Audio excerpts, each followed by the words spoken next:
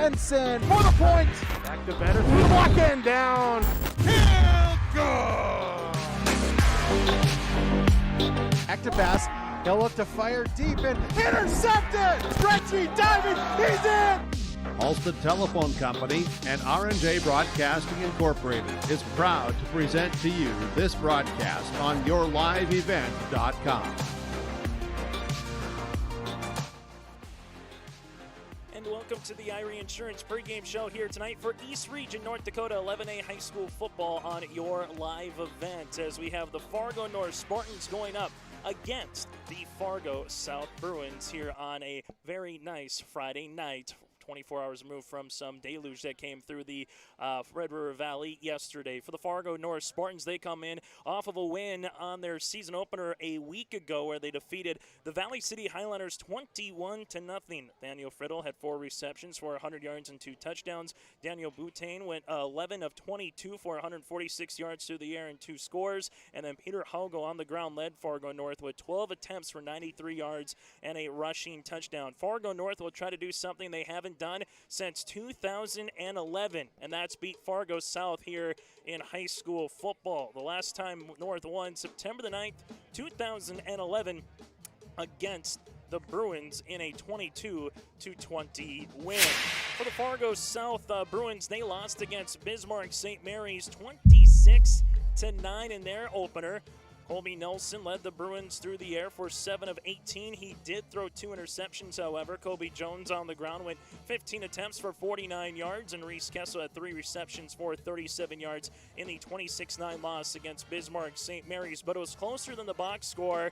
First play of the game, St. Mary's went 75 yards for a touchdown, and 1 or 2 other plays would have really made it a little bit more tighter of a game than seeing the score there on the final one of that one. You go from what that game was for South and for North.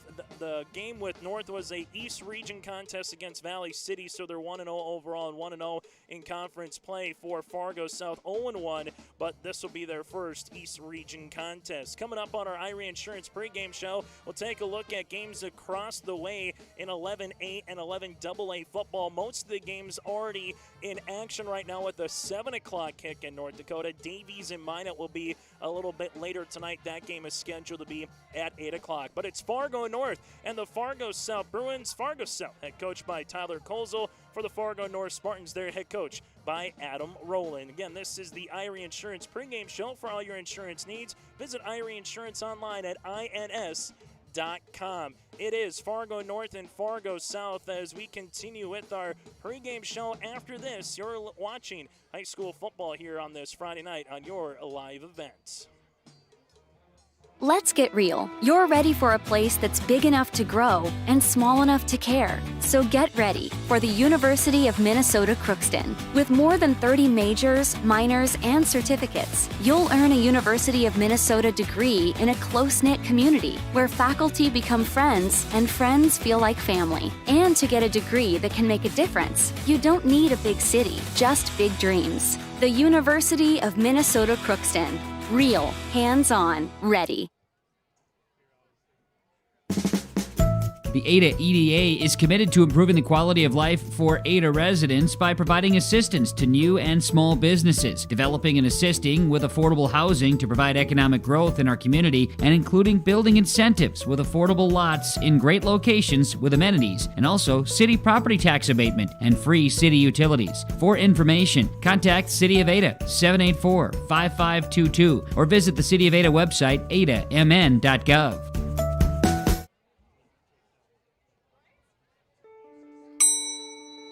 Schedules can be a slippery slope. With yourliveevent.com, that's just not the case. Find schedules for select Minnesota and North Dakota high school athletics at our website. That's www.yourliveevent.com. For schedule updates, follow our social media pages. Never miss again when it comes to scheduling with Your Live Event. For all your flooring needs, look no further than Carlson Customs Incorporated. From tile, Cortex, and laminate flooring, waterproof floors, shower tiles, and carpet, you are sure to find what you need to update or create the perfect feel in your home or business. Locally owned and operated, Carlson Customs Incorporated. Call Todd at 218-531-0176. As we continue here on the Irie Insurance pregame show, 11A high school football tonight from Fargo South. It's a north-south rivalry between the Spartans and the Bruins. With us is Fargo South head coach, that's Tyler Kolzel. And Tyler, you know, you look at the box score from some people on game number one. You played a really good quality opponent in Bismarck St. Mary's. You came up on the short end of the stick, but what were some of the things that you learned in that game, and what do you hope that this week at practice in terms of growth going into game number 2 here against Fargo North? Well, we have a really young team this year, and I mean, just building off of what we did last week is going to be the biggest thing.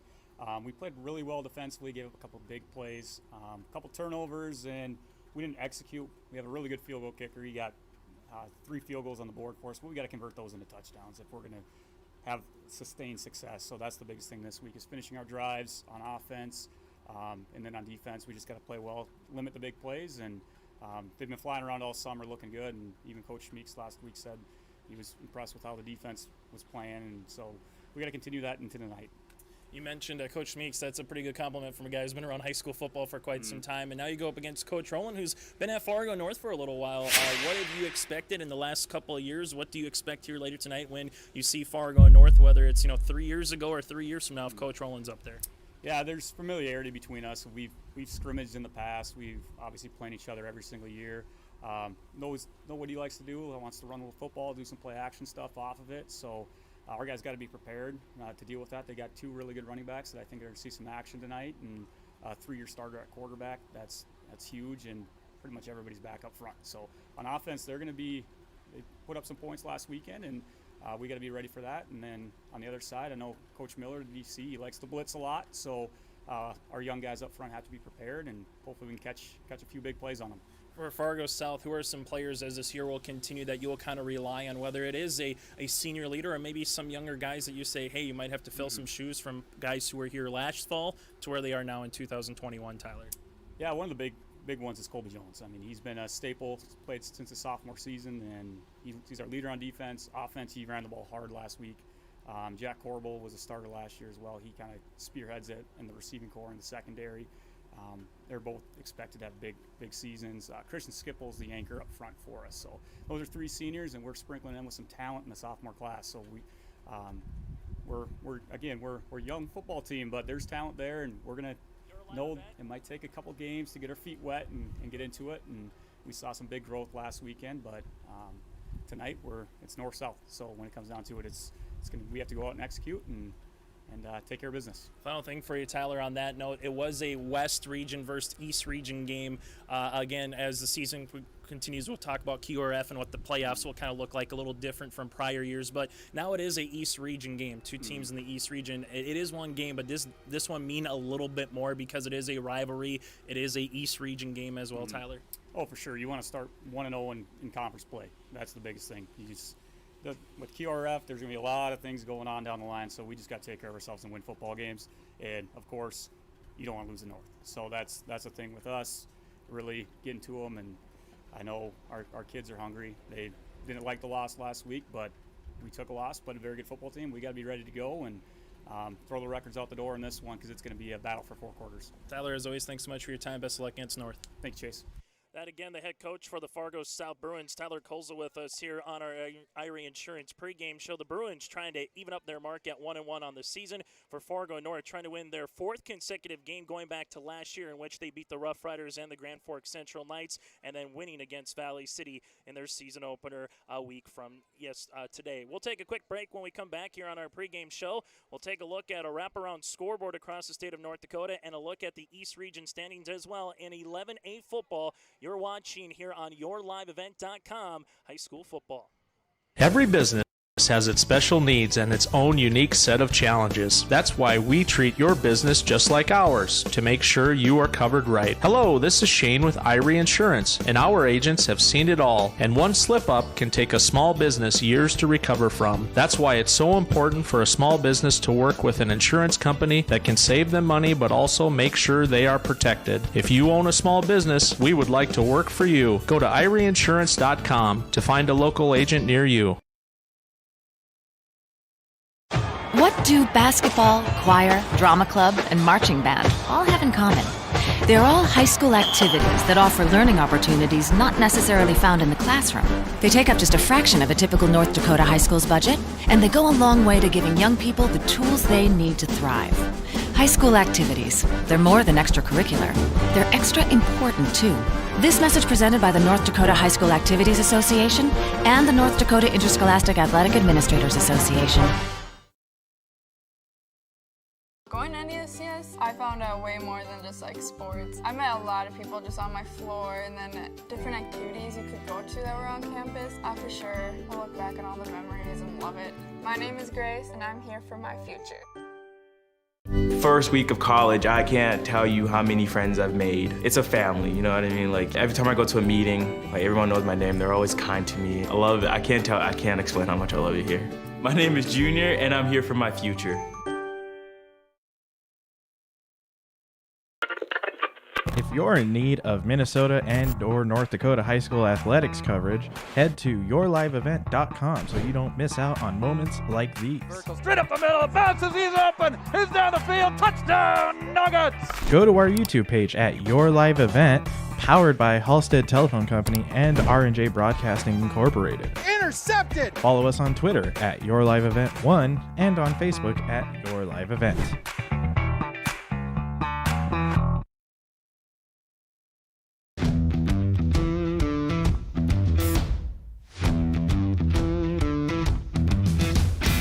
Degelman does put the effort and time into their employees by training them. It's something that you think you couldn't do, but you can actually do it because you were trained to do it. Once I got my confidence up, now I just feel pride. I'm very proud to be leading the team that builds the toughest product in the manufacturing and agricultural industry.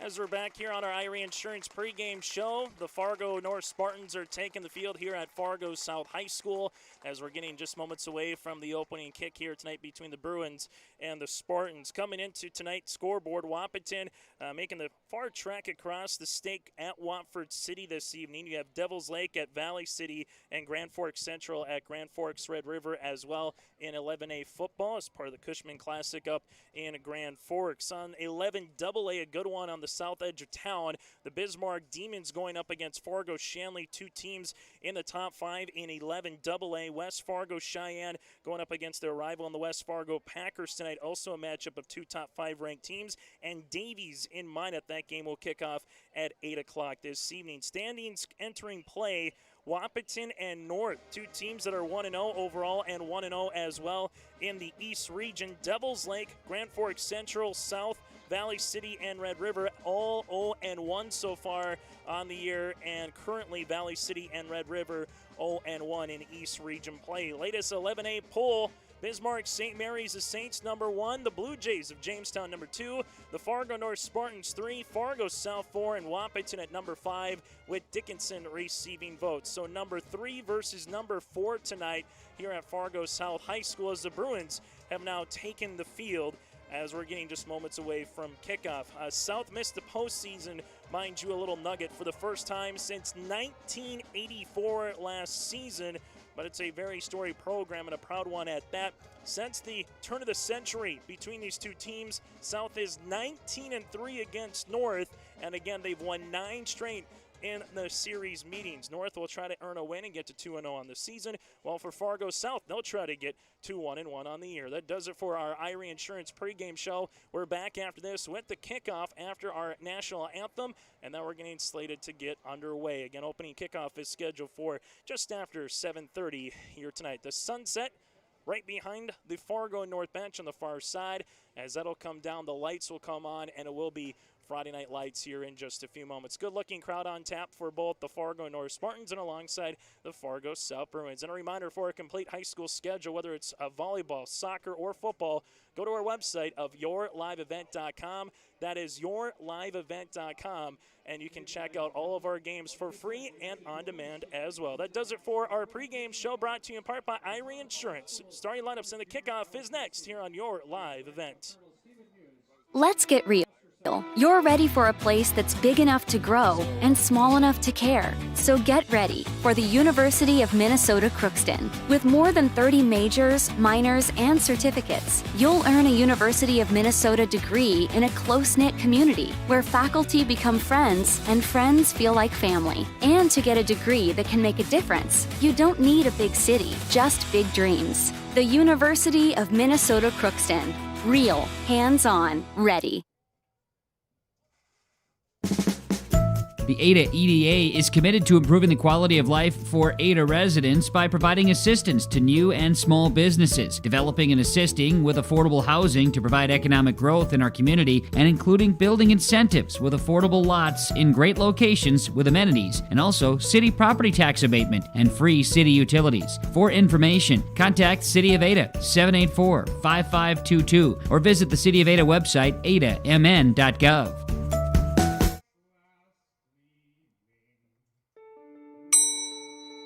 Schedules can be a slippery slope.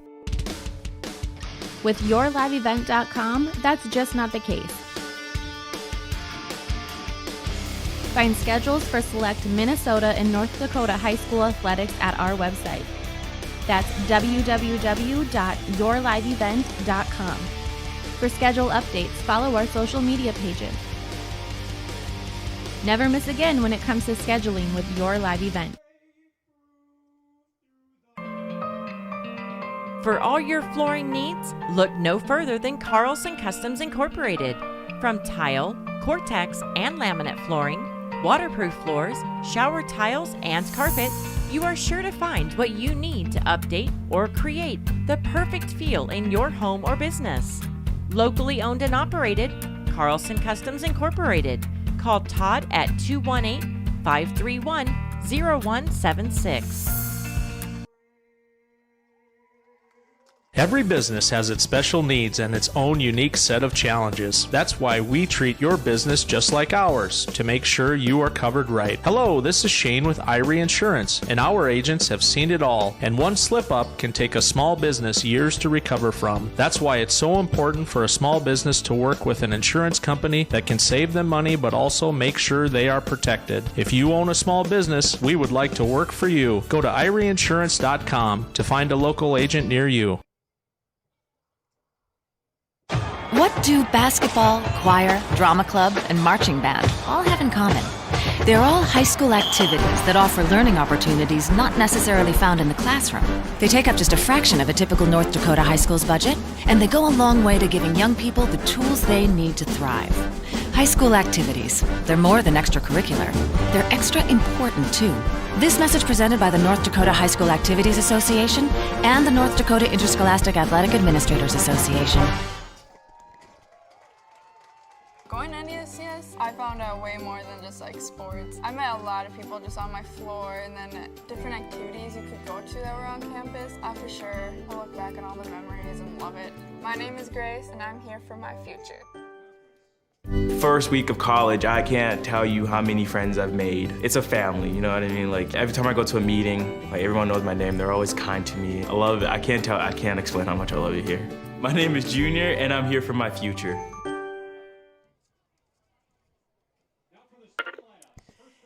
As we're back here at Fargo South High School as they're introing the starting lineups, and then we get to the opening kickoff here tonight on this Friday, September the 3rd. I'm Chase Miller. Aiden's running the camera, part of the class here at Fargo South High School as they're helping out with our broadcast throughout the fall and into the winter as well. The Fargo North Spartans will receive to start the game. South won the opening coin toss and deferred to the second half. So for Fargo North, head coach by Adam Rowland, his 8th season as the helm, 11th with the program. They're going to be led by the 5'9" senior quarterback Daniel Butane, again with 2 passing touchdowns and 146 yards in their win against Valley City.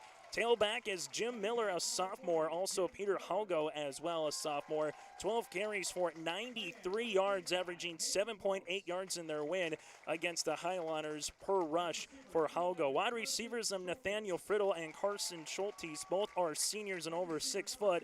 Hayden Gross is the tight end, a 5'10 senior at 180. The big guys up front, Jalen May, a 6'1 senior at 275 pounds. Alex Wagner, a senior at 6'2", 240. Jacob Johnson, a senior at 6'2", 220. Adam Jarski, a 5'9", a right guard junior at 240. And Levi Linen, a 6'2 senior at 225 pounds. Talking with Coach Rowland earlier in the week, said these guys up front, they have some experience, they're athletic, and they want to continue to add what they did against Valley City from a week ago. Fargo North out in their road white uniforms at 1-0 on this season. For the Fargo South Bruins, as we get to their starting roster on the defensive side of the football here for North, for Fargo South, they're going to run a 4-3-4 against the Spartans. Defensive ends of Josh Nielsen, a 6-foot junior. Also Riley Aniri, 6-foot senior, 4.5 tackles and 1 sack against Bismarck St. Mary's a week ago. Defensive tackles of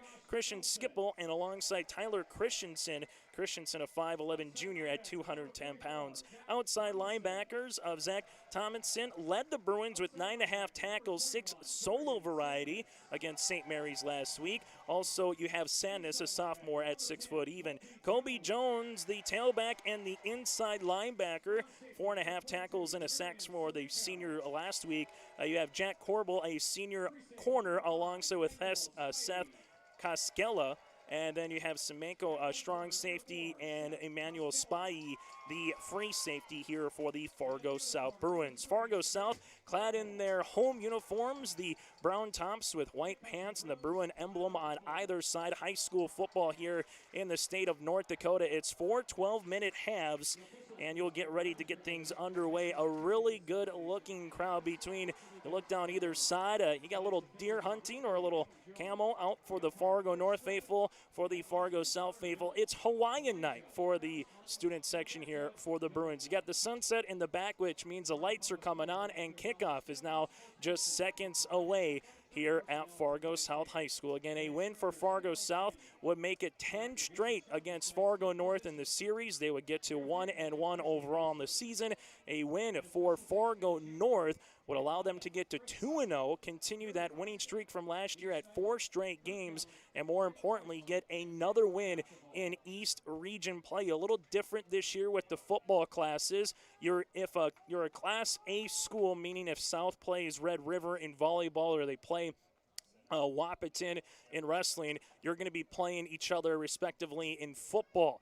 If you're a Class B, for example, as Fargo Oak Grove or Central Cass is, you'll be going up against the Lytton HMBs and the Hillsborough Central Valleys of the world. So they reclassified some of the regions, and alongside the classes, Fargo South and Fargo North were part of the EDC and AAA, but now they are the second highest class in North Dakota with the reclassification this year, and joining them was Grand Forks Central and Grand Forks Red River as well. Wahpeton still stayed in that second highest division, same with Devils Lake and Valley City on the eastern side. So it's just a little bit different this year. And also of note, former South quarterback Tanner Du Bois was named the starting quarterback for Terry Horan's Concordia Cobbers earlier today.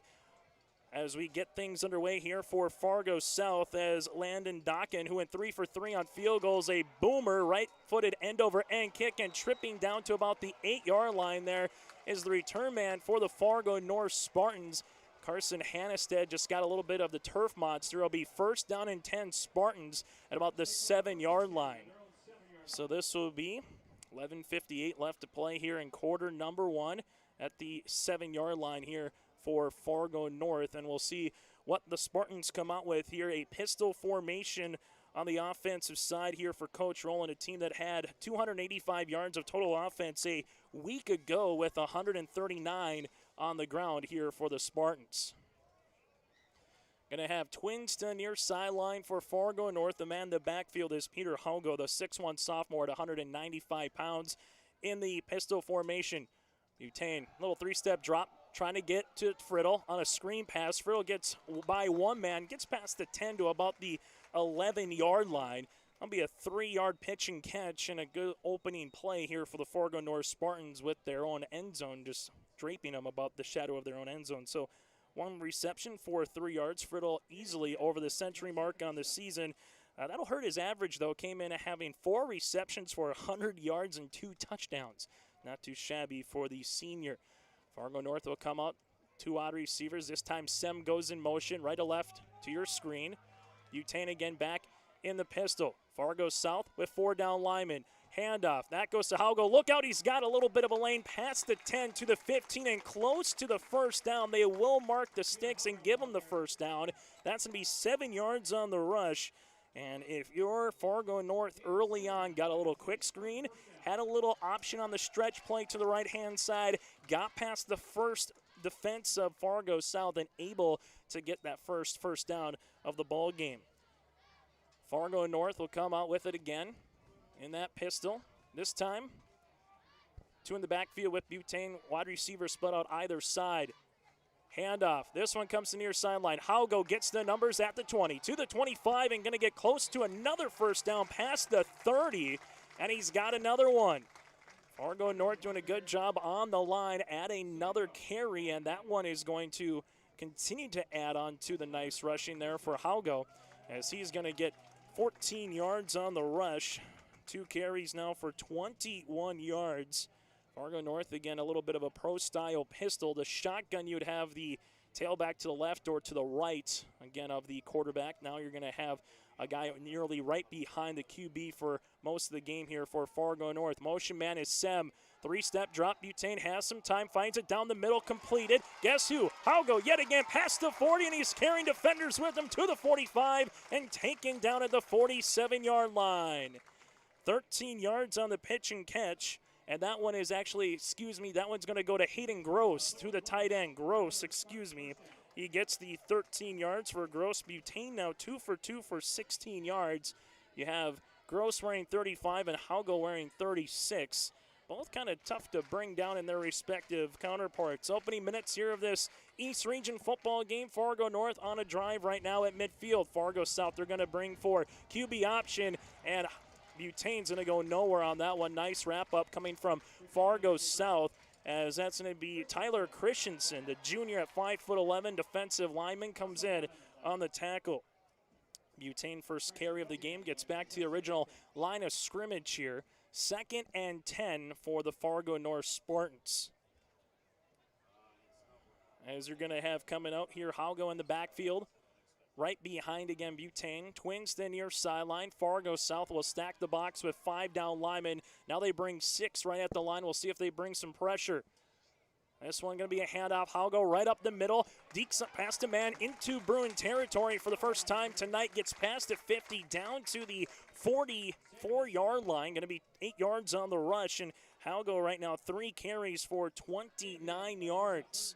And makes it 3rd and very manageable here for Fargo North, but the Spartans coming into this game really liked what they saw up front. Again, you got 4 seniors, 1 junior. Guys have got some experience under their belt as well, and it's showing off early in this contest. 3rd down and 2 right between the hashes at the Bruin logo here at midfield for Fargo North. Motion man is going to be Miller right to left.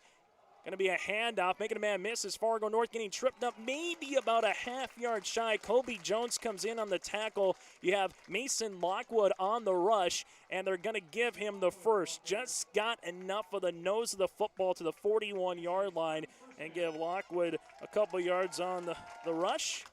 That's going to be 2 yards and a first down here for Fargo North. The drive started again all the way back at their own 7-yard line, and 3.5 minutes in this contest. They're going right down Main Street. 1 wide receiver split out either side here in the pistol. Butane. This one goes to Lockwood again. Lockwood hops over, man, breaks the tackle past the 35, and he's rumbling his way close to the 32-yard line. Going to be 9 yards on the rush for Lockwood. 2 carries for 11 yards, but you're just seeing the guys up front again for Fargo North winning in the trenches. And as the game progresses, how does the chess match between coordinators continue here? Do you bring pressure, try to stop the run, and maybe leave your corners on a little bit more of an island? But if you're Fargo North with what Lockwood and Haugo are doing respectively, you're going to keep running it right between the guards and say stop it until you can't. Here comes a shotgun formation for the Spartans. We'll see if some pressure comes. It does right through the A gap. Comes Jones. Butane rolls right-hand side. Got a man, Sem, at the numbers to the 25, and he's going to be wrapped up at about the 24 for a second. Breaks one tackle, gets to the 23-yard line. That's going to be 8 yards. Butane right now 3 for 24 through the air. Sem gets his first reception. Jeremiah Sem, the 6'1", 155-pound wide receiver, a guy who is a menace on the basketball court as well. If you talk to Coach Ted Critchley and the Fargo North Spartans making it to the state tournament a year ago, well, for Fargo South, it might be the bend but don't break kind of defense now as North is knocking on the red zone as they amass nearly 5 minutes on this possession alone. Quick step, going to be a quick bubble screen in the near sideline. Fargo North, that's going nowhere. The intended man is Carson for Fargo North, Nathaniel Friddle. Friddle goes about 3 yards for the loss, and for the Fargo South Bruins, able to come up and break that one immediately for Fargo South, the Semenko, the 5'9" sophomore. Butane now 4 for 4 through the air, but he does lose a couple of yards there. That is the first play for Fargo North tonight to lose yards in terms of one particular play. So 2nd and 13 at the near hash. Midway point of quarter number 1, still scoreless, and it's still the opening drive here for either club. Butane, QB keeper, gets past the 25 and gets tripped up to the 21-yard line. Kobe Jones, the inside linebacker, comes in on the shoestring tackle. Butane gets 4 yards. Going to be his second carry now for 4 yards. You have Haugo, 3 for 29, and Lockwood, 2 for 11. Butane through the air, 4 for 4 for 21 yards, and without question, this is 4-down territory for Fargo North. We'll see what they do on 3rd down upcoming. 3rd and 8 for the Spartans. Ball at the near hash at the Bruin 21-yard line. Wide receiver split on either side. The man to the right is Sem. Pistol, handoff, Haugo right up the middle. He gets stuffed at the 25-yard line. The Bruins coming in unevaded. Making up the play is going to be the linebacker of Zach Thomason, the 6'2" junior at 180 pounds. Just wrapped up Haugo in the backfield for a 4-yard loss.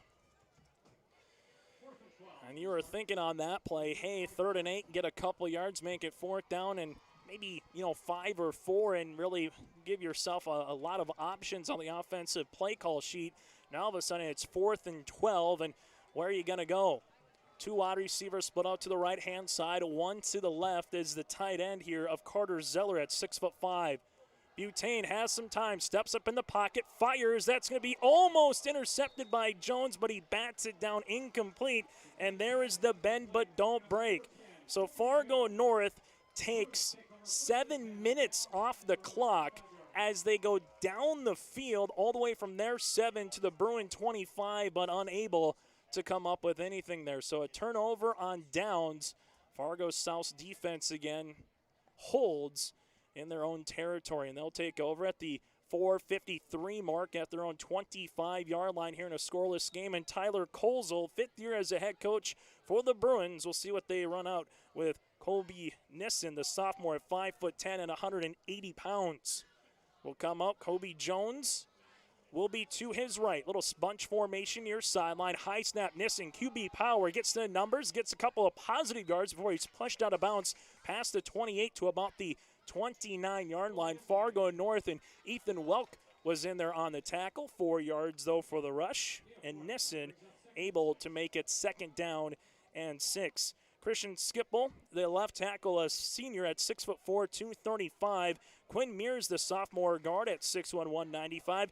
Caden Nielsen, a senior at 280. And you have Tyler Christensen, a 5'11" junior guard, and the right tackle of Andrew Weber, a 5'11" sophomore at 235. 2nd down and 6. Shotgun formation. Quick bubble screen to the outside. Fargo South has some numbers past the 35. 1st down to the 40, and the Bruins get their first down of this game. George Hannesgaard, the wide receiver, the sophomore at 5'11", able to get that past the 40 and down to the 44-yard line. 15 yards on the pitch and catch. We've seen both teams go to that little quick screen here where you allow the quarterback to get the ball to your hand and allow the playmaker to go do something. As the sun continues to set in the western sky here in the Red River Valley. First down and 10, shotgun formation again for Nissen. Over 4 minutes to play here in this first quarter. Here comes a jet sweep, and guess who for Fargo North? Nice job. Peter Haugo is there. Him and Hayden Gross are a 1-2 combination at linebackers, and as much as Haugo can deliver it on the offensive side, he lowered the shoulder right there as Fargo South had nowhere to go with Hansgaard. And it'll be a 5-yard loss. So you get the quick screen, you get the bubble, and for Fargo North, they had that first loss deep in Fargo South possession on a 1st and 10, which made it go all the way back. And now the question is, can Fargo South, with their first loss of the game from the line of scrimmage, we'll see what they can do. A 2nd and 15, ball at the 39-yard line. And we're going to get a encroachment penalty here on the Spartans. That'll be on the linebacker Hayden Gross. First penalty of the game for either club. This will be for Fargo North. And this will allow that 5-yard run to give them back to a 2nd and 10. You got 3 wide receivers to the left-hand side, 1 to the right. Shotgun formation for Nissen. Nissen, 3-step drop. Pocket collapses. He fires down the middle. Now it's picked off by Fargo North. The Spartans got it. Owen Bame, the strong safety, into Fargo South territory. And it's 1st and 10, Fargo North. Then we get a late flag after the play as well. Right now it goes down as an interception. Bame came up with it, and then we're going to see what the penalty is on and who it's on. Regardless, it is a healthy interception return for Fargo North, barring the penalty, which was again after the play. So the play should stand, should be an interception for Fargo North. Now it's just a matter of real estate here on the turf. As Coach Adam Rowland and Tyler Kozel looking for the explanation. Going to have a personal foul. This will be on Fargo North. And it will be a first down, though, for the Spartans. So North gets their 2nd penalty of the game now for 20 yards. And instead of 1st and 10 at the 44, it'll go 1st and 10 at the 43.5-yard line of Fargo North. Regardless, though, Spartans get the interception there with Bame, and great starting field position for your 2nd possession here for North with 3:33 left to play in the opening quarter. They'll get it at their 43-yard line. As the Spartans come out here right now with a 1st and 10. 2 wide receivers split out either side. Lockwood in the backfield. Play action. Butane has some time to throw. Steps up. Goes to the far side, finds a man. That's Miller, and Miller carrying a Bruin with him, close to the first down. Sadness in on the tackle, and that will be the first down there, 10 yards to the tight end, Miller.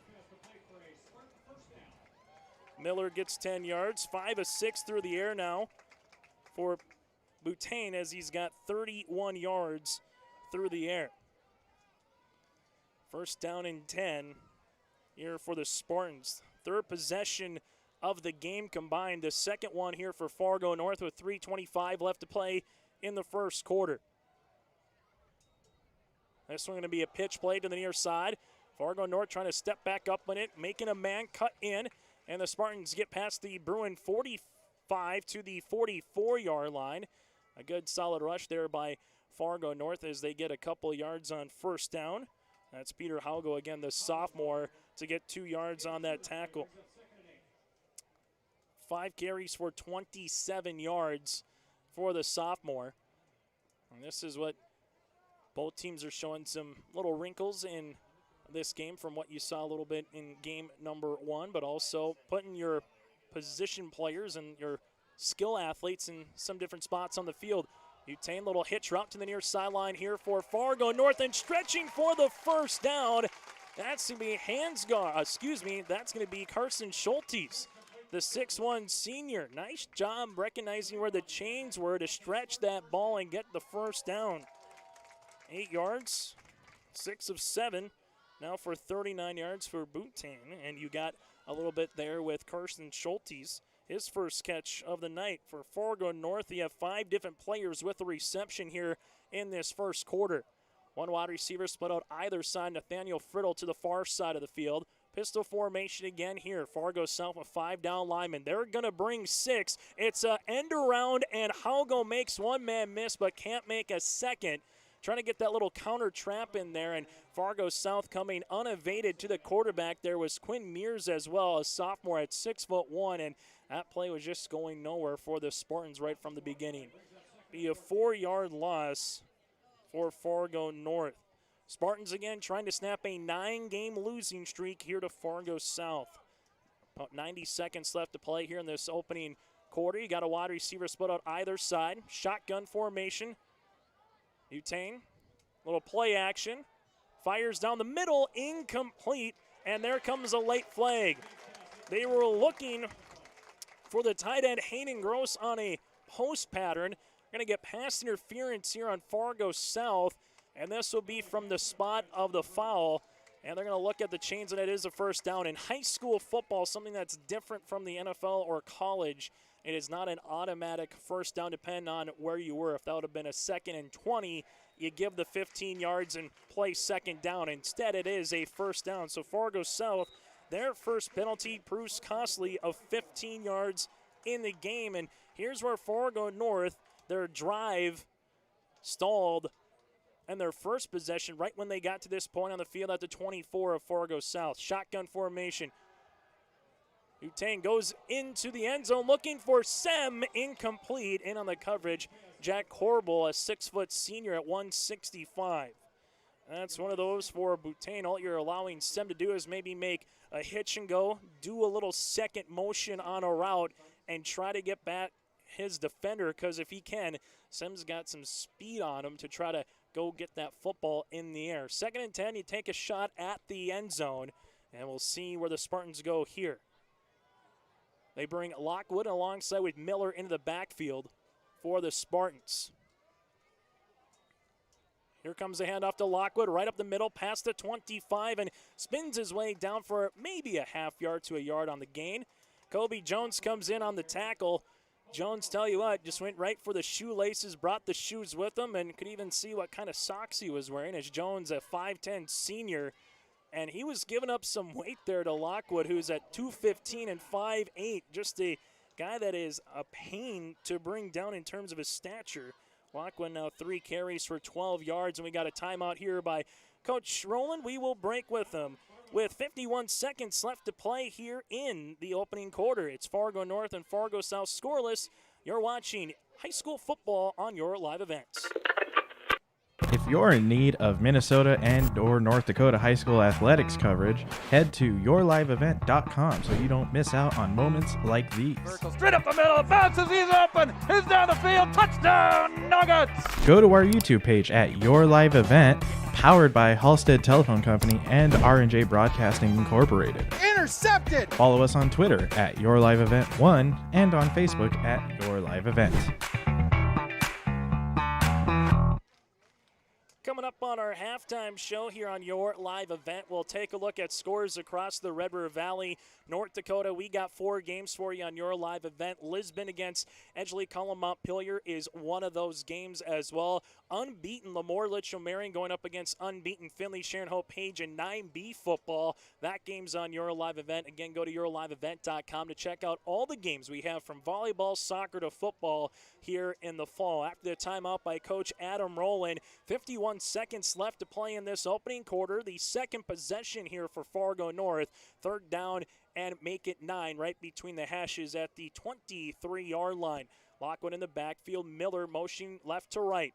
We'll see if the Bruins bring some pressure. It's a pitch to Lockwood on the far boundary. Lockwood cuts it back in, but he's going nowhere. Good job by Fargo South to sniff that one out on the far side of the football field, as that one is going to be by Riley Anier. The 6-foot senior comes in, and Lockwood gets back to the original 1st and 10 spot on the mark, just inside the 25. This is the proverbial dam, if you will, for Fargo North, trying to break it, get past the 20-yard line, but now they will need the 14 for the first. Shotgun formation, Sem to the right-hand side. He got Friddle to the near sideline here for the Spartans. Both guys at 6 foot plus. Butane has some time. 3 men go out in a route. They go down the right-hand side to Friddle, at the 10, incomplete, and it couldn't quite climb the ladder. And the defense for Fargo South bends but doesn't break, and it is a turnover on downs. Fargo North right now owns the time of possession of these 5 seconds in the first quarter that's left. Fargo South has only owned the time of possession for 1 minute and 20. So if you're looking to see what you have there a little bit, you got to be liking from Fargo North the pace of this game, the limited amount of possessions. But for Fargo South, this is a team that can have a quick striking offense with some of the speed and alongside the skill that they have. They'll come out, shotgun, make that under center, trips near sideline here, trying to get the hard count.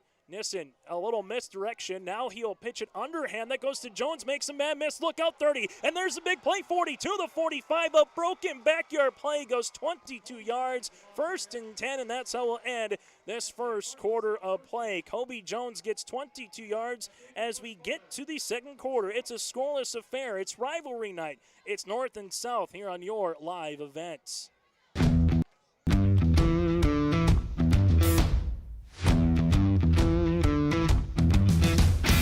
Degelman does put the effort and time into their employees by training them. It's something that you think you couldn't do, but you can actually do it because you were trained to do it. Once I got my confidence up, now I just feel pride. I'm very proud to be leading the team that builds the toughest product in the manufacturing and agricultural industry.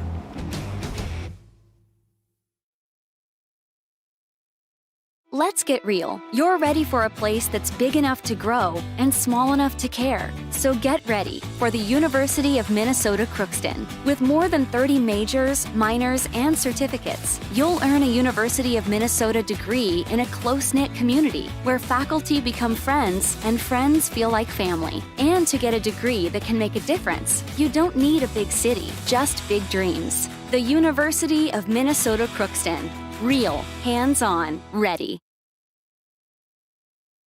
As we're back here on your live events, high school football scoreless game between the Spartans and the Bruins to start the second quarter. Pitch play comes to near side for Fargo South. The Bruins there on the rush. That'll be Semenko for maybe a yard or two. Fargo North tracking him down. Gus Mon, the grandson of legendary wrestling coach for North Dakota State, Bucky Mon. It brings up a 2nd down and 9 after the 1-yard rush again there by Semenko. For Fargo South, their 4th ball carrier of this game. So far, Jones with the big play. One wide receiver split out either side here for Fargo South. Shotgun formation north with 3 down linemen. They got 5 at the line. High snap, handoff Jones, and he's got a lane. He's at the 50, 45, 40, and he's into Spartan territory. A fumble comes out late at the 37. North says they have it. We'll see what the spot is if they give it, or will they say he was down on the ground. They give it to Fargo North.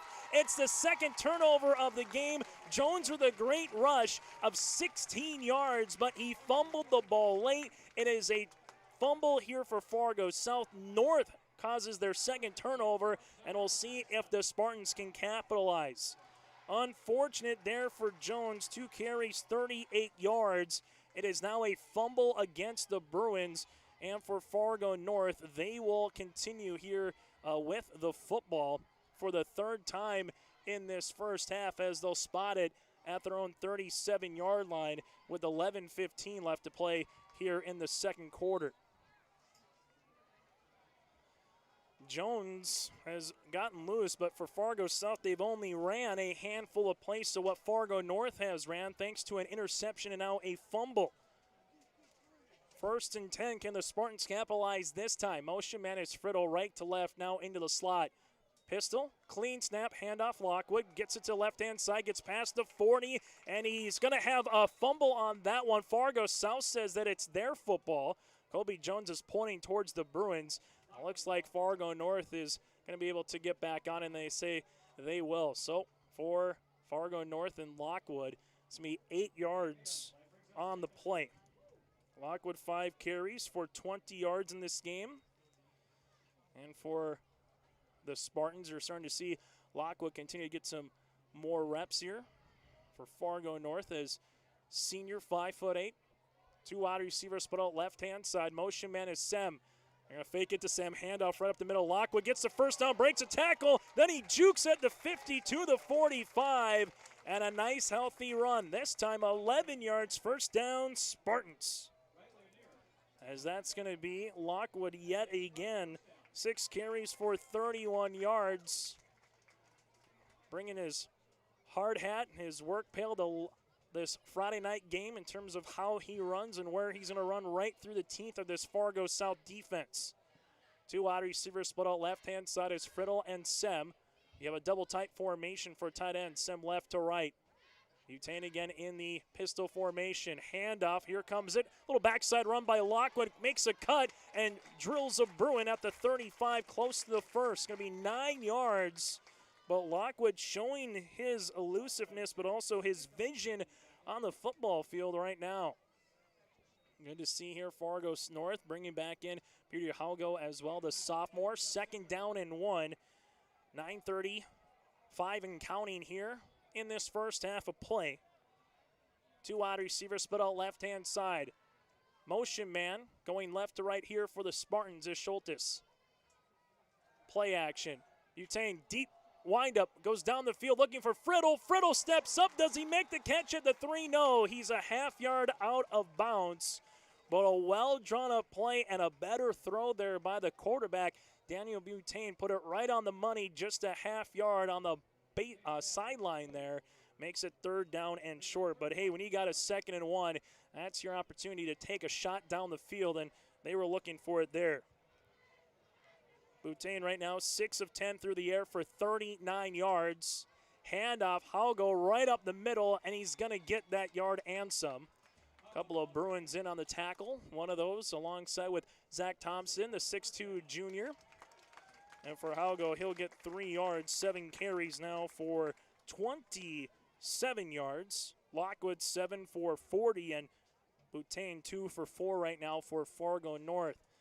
The Spartans, if you look at time of possession, they've owned it. About 90% has been Fargo North in this first half of play. Their possession of this first half as well for the Spartans. See if the Bruins bring some pressure here on 1st and 10. They will. Butane has to get rid of it quickly. He does, and it's going to be, it is picked off by Fargo South. Taking that one is Emmanuel Spy. Spy lost it, handled it, lost it, regained possession, and came back down the turf with it. 1st and 10 Bruins. So the first turnover of the game here for Fargo North. A little bit of pressure.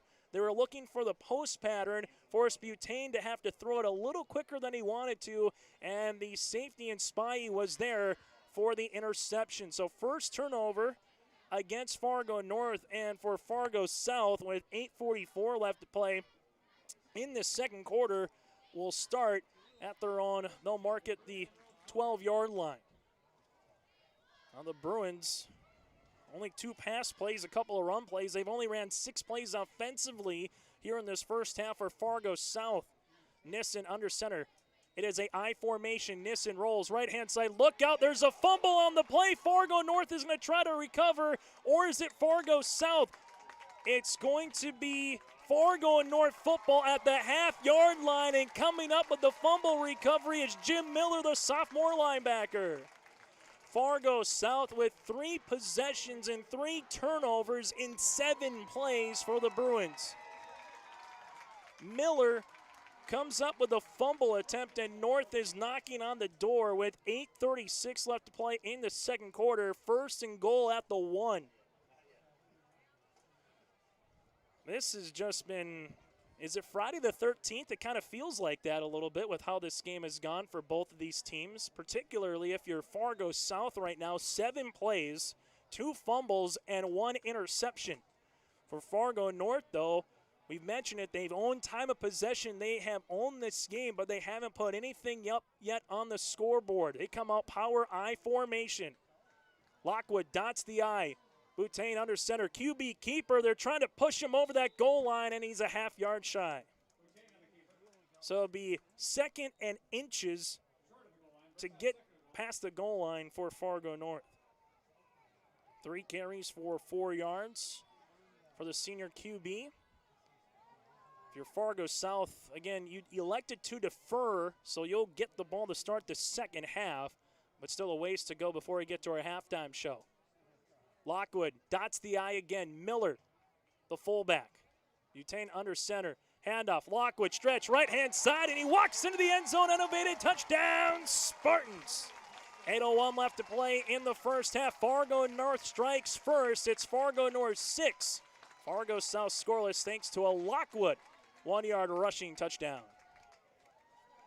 And Fargo North finally, if you're a Spartan fan, says, hey, we finally get on the board. For Fargo South, though, for how this game has gone, you're still only down just by a point. Max Watson, also a soccer player, comes on for the point after attempt, and we're going to get a procedure penalty here. This looks to be on Fargo South. Now, I think for the Fargo South sideline, they were saying, hey, a Miller might have jumped on the far end of the line to cause our guys to get in the neutral zone. Holding here for Fargo North will be the quarterback in Butane. Here comes Watson for the right-footed point after attempt here. Clean snap, clean hold. The right-footed kick is true and pure, so a new score.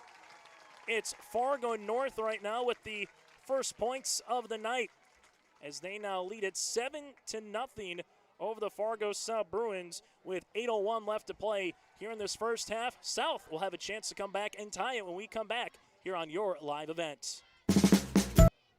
The Ada EDA is committed to improving the quality of life for Ada residents by providing assistance to new and small businesses, developing and assisting with affordable housing to provide economic growth in our community, and including building incentives with affordable lots in great locations with amenities, and also city property tax abatement and free city utilities. For information, contact City of Ada 784-5522 or visit the City of Ada website adamn.gov.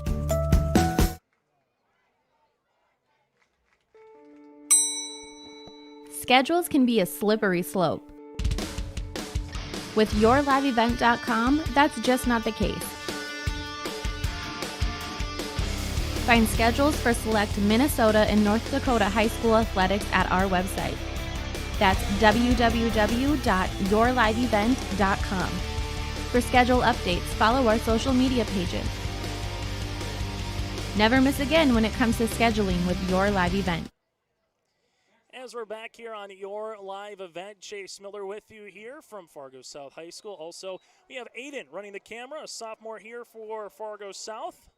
Excuse me, junior. Got to make sure an upperclassman instead of an underclassman. Here's the right-footed end-over-end kick. Fargo South with Jones breaks a tackle. Look out, he's got some speed. Tries to shake, another Spartan does, but can't get past the fourth or the fifth Fargo North Spartan. But Jones, we can tell his elusiveness. The best play for Fargo South so far has been a broken play where he gave it to Jones. He got a little bit of a lane, and he can run. And this is a guy that gets hit a lot because he plays inside linebacker, and he's also the running back for Fargo South. And if you're Fargo South, for what everything has been so far in this game, 7 plays, 3 turnovers, and you're only down by 1 score, you'd probably take it, even though this is not how you want to draw it up in terms of a game against a rival. Fargo South I formation. Fullback dive for Fargo South. Gets to about the 24-yard line. Sadness in on the run. That's going to be for 2 yards. That's the 5th Bruin player so far here tonight on the ground.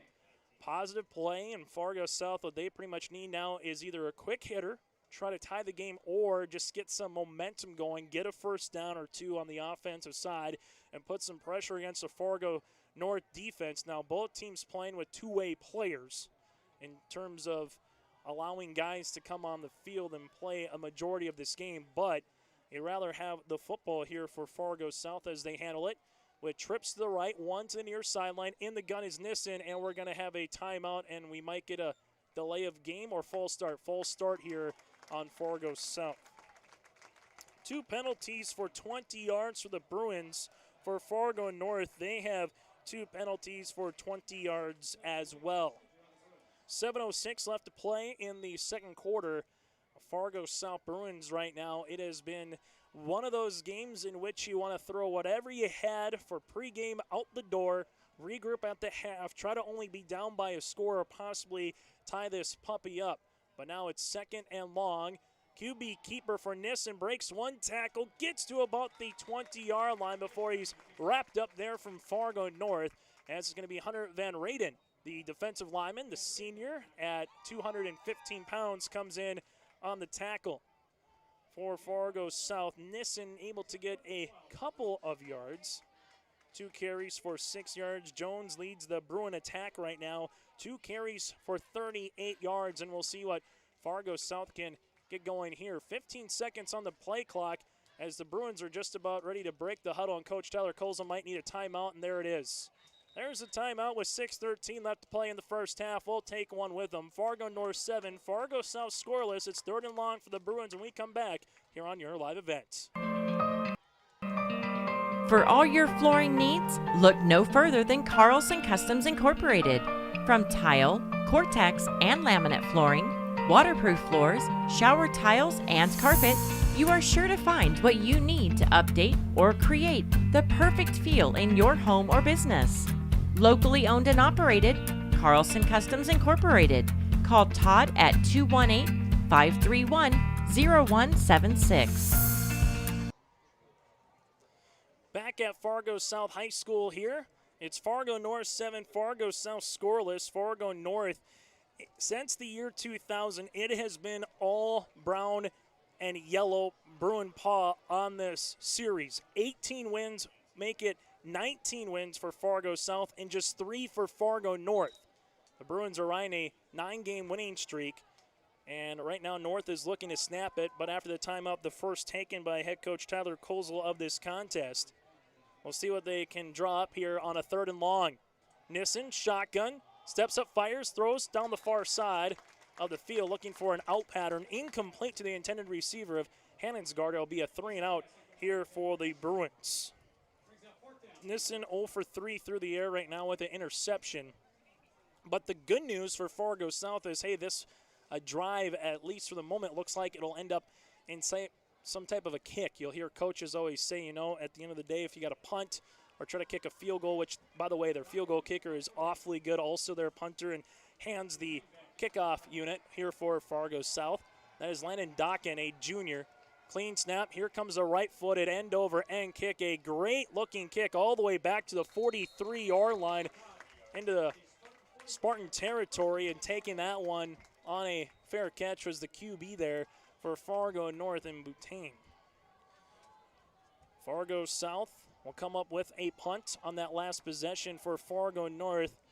6:02 left to play here in this first half. They'll have it 1st and 10 at their own 44-yard line. North started field positions of their own 7, their own 43, their own 37 at the south 1-yard line, and now at their own 44. So 5th possession of the game for the Spartans, and a chance here to try to milk the clock and get up by 2 scores as South will get the ball to start the second half of play. North, 1 wide receiver split on either side. We'll see if the Bruins defense can come up with another fumble or try to get a 3-and-out, little speed option. Boutain able to get by 1, but not the second. Wrapping him up, Zach Thomason, the linebacker, coming in on the tackle. Boutain able to get a good, healthy yard, and then that's about it. So 2nd down and about 8.5 upcoming here for Fargo North. 4 carries for 5 yards. The Spartans right now, a team that, again, juniors and seniors, they have some experience from what they brought back from a year ago, and particularly winning their last 2 games against the Rough Riders and the Knights, beating Valley City.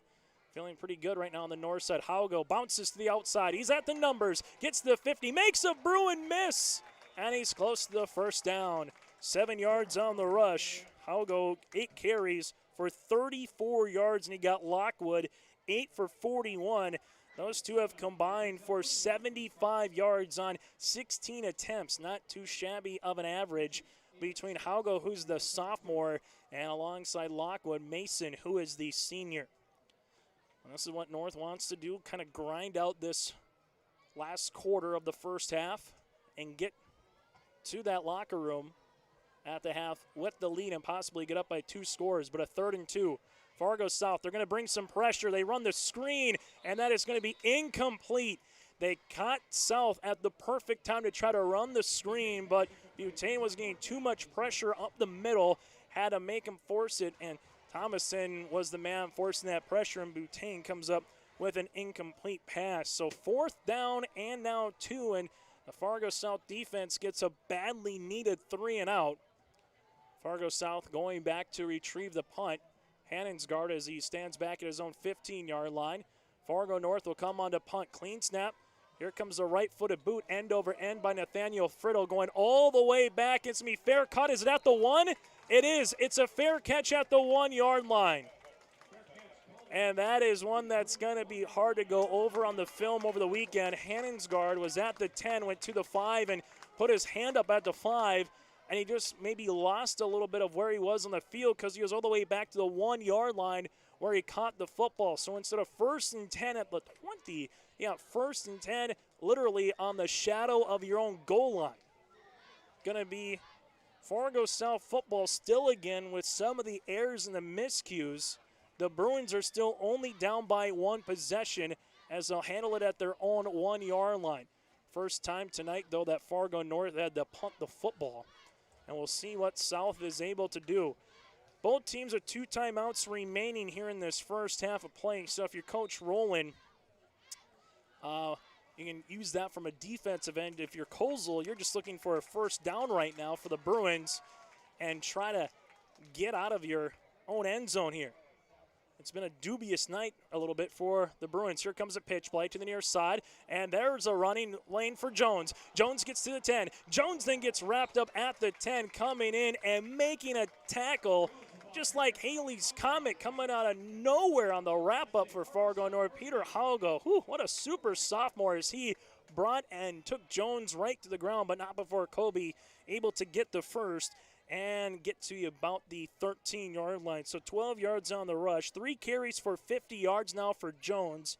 Carries of 22, 16, and 12. First down and 10 here for Fargo South. 1 wide receiver split out either side.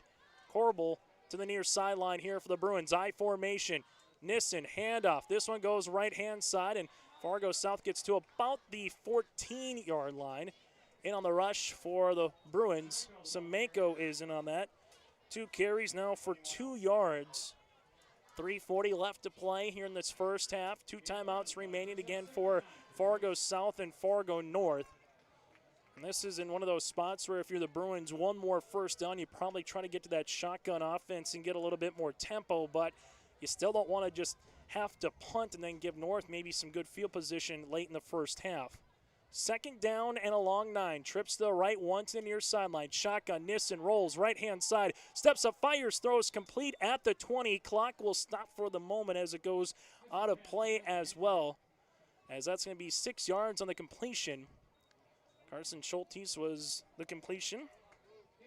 Nissen with his first completion of the game. On top of what he had earlier for 15 yards to Hannonsgaard. So this one will go 3rd down here for Fargo South. Clock stopped again after the receiver went out of bounds. And Schultes there, so 3rd down and 4. They will need the 24-yard line for the first. I formation, pitch play. This goes right-hand side. Look out, Fargo South gets to the first down past the 25. We do have a flag back at the 26-yard line.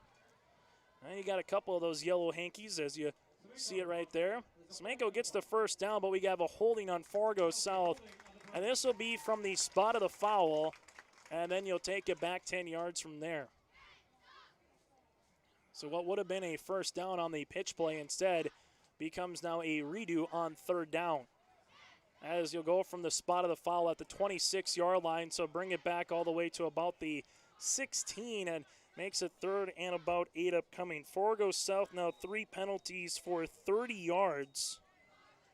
3rd down and they'll mark it about long 7 here for the Bruins. But again, if you can get this first down with under 3 minutes playing this first half, you can at least try to avoid North possibly getting the ball back before we get to our intermission.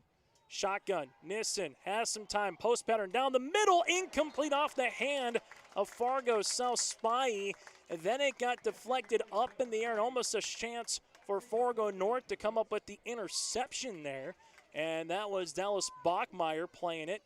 Incomplete. They had a double post, and they went to spy. He got right through his hands, incomplete. And for Fargo South, they'll have to punt this football away. And for the Spartans, see what type of field position they can possibly get with 2:47 left to play in the second quarter. Bruins bringing a man out late. They still got time on the play clock as it's down to 8 seconds and counting. Here comes the right-footed kick. This one, a little end over end. Boutain goes down to a knee right at the 49-yard line with the fair catch, and Fargo North with great starting field position here late in this first half of play. A lot of 3-and-outs in this second half.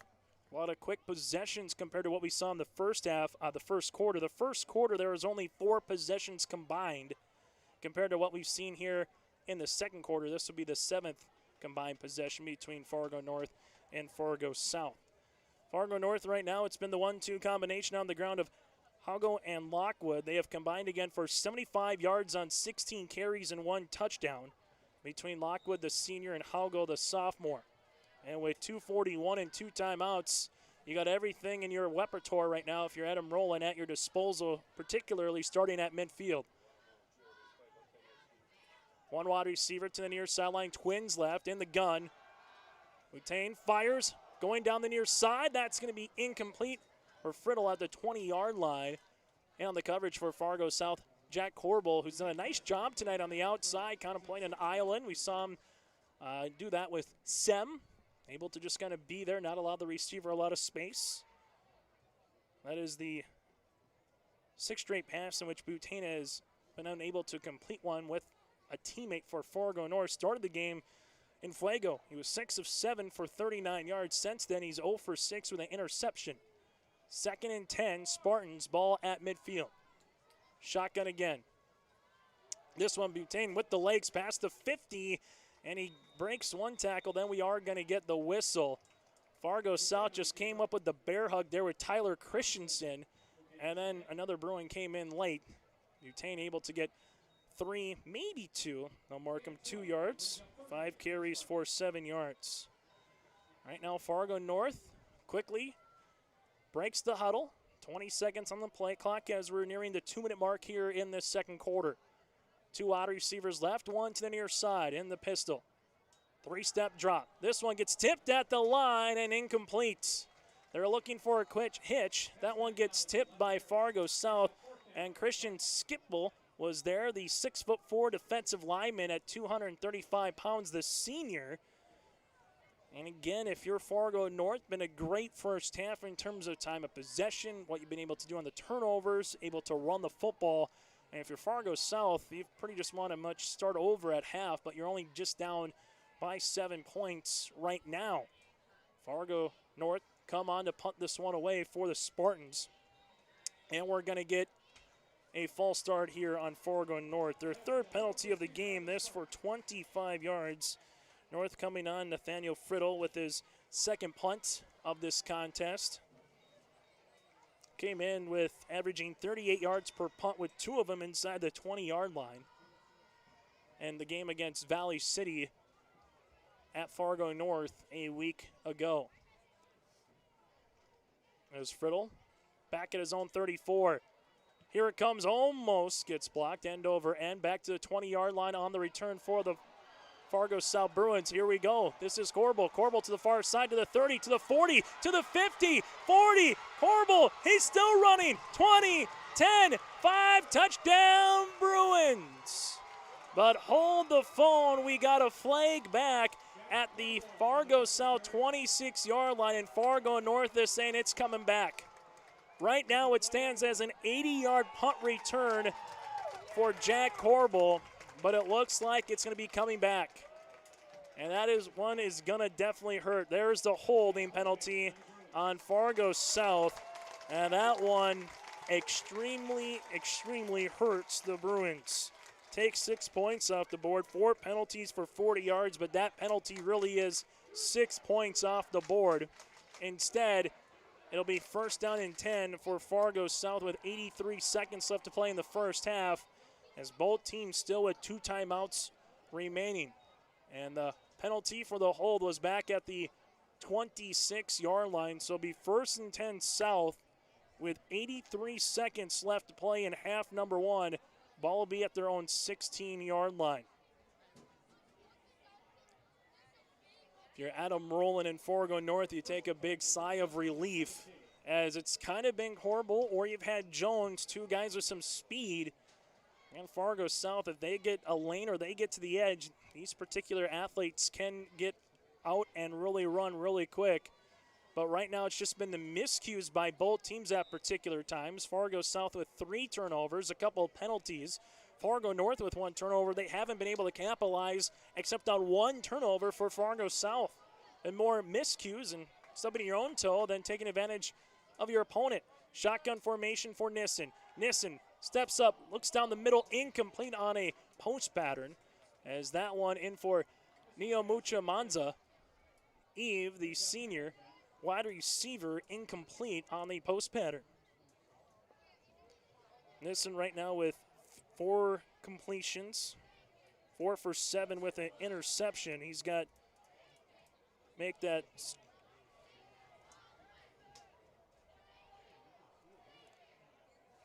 for Nissen. 2nd down and 10 here for the Bruins. 2 wide receivers, make that trips to the right-hand side. Play clock down to 5, 4, 3, they get it off. Nissen has some time, throws it incomplete. As they look for a little cross, it's now 3rd and 10. An interesting proposition to kind of put yourself here for Fargo South in terms of where you're at right now on the field. If you run the ball, you might force North to call a timeout. Obviously, you're trying to get the 1st down. If you throw it and you don't get it, you're going to leave North then again with 2 timeouts with about maybe 60, 65 seconds after this play and a punt if you don't get the 1st down. And Tyler Coles is going to take a timeout as the play clock is winding down to 5 and counting. We'll break with them. 75 seconds left to play in the first half. It's Fargo North 7, Fargo North scoreless. You're listening to 11-8 East Region Football and watching on yourliveevent.com. Every business has its special needs and its own unique set of challenges. That's why we treat your business just like ours, to make sure you are covered right. Hello, this is Shane with Irie Insurance, and our agents have seen it all, and one slip-up can take a small business years to recover from. That's why it's so important for a small business to work with an insurance company that can save them money but also make sure they are protected. If you own a small business, we would like to work for you. Go to IrieInsurance.com to find a local agent near you. Back here at Fargo South High School, we'll see what the Bruins draw up with a 3rd down and 10 to come here. Fargo South been on the ground with Kobe Jones for a couple of carries so far. 3 for 50. He's been the main act and been as advertised. The Bruins just ain't able to get anything right now going through the air. On the opposite side for Fargo North, their offense has been on the field, it feels like forever in this first half if you're a Bruin fan. But yet Fargo South still just down by a possession. High snap, Nissen has some time, throws it down the field, incomplete, overintended. The big man down the field, Reese Kessel, the tight end at 6'3", another sophomore. Talking to Tyler Coles on our pregame show, he said, we just got a lot of guys who maybe haven't had Friday night-like experience, particularly those sophomores from a year ago, and this is just one of those deals where you're having those growing pains, if you will, and this is the first game that it's a region game for Fargo South after losing to Bismarck St. Mary's a week ago tonight. But the Bruins just trying to get something going on the offensive side through the air. Hasn't been there tonight, but now Fargo South will come on and punt the football away. Fargo North fumbles it, but fortunately, Boutain fumbled the football, but then Carson Schultes, just like if you're going a 2-on-1 in basketball, you're not expecting your teammate to always make the layup, and you get the putback. That's exactly what happened there. And for Fargo North, they get on the ball. 63 seconds left to play in the first half, and still 2 timeouts remaining.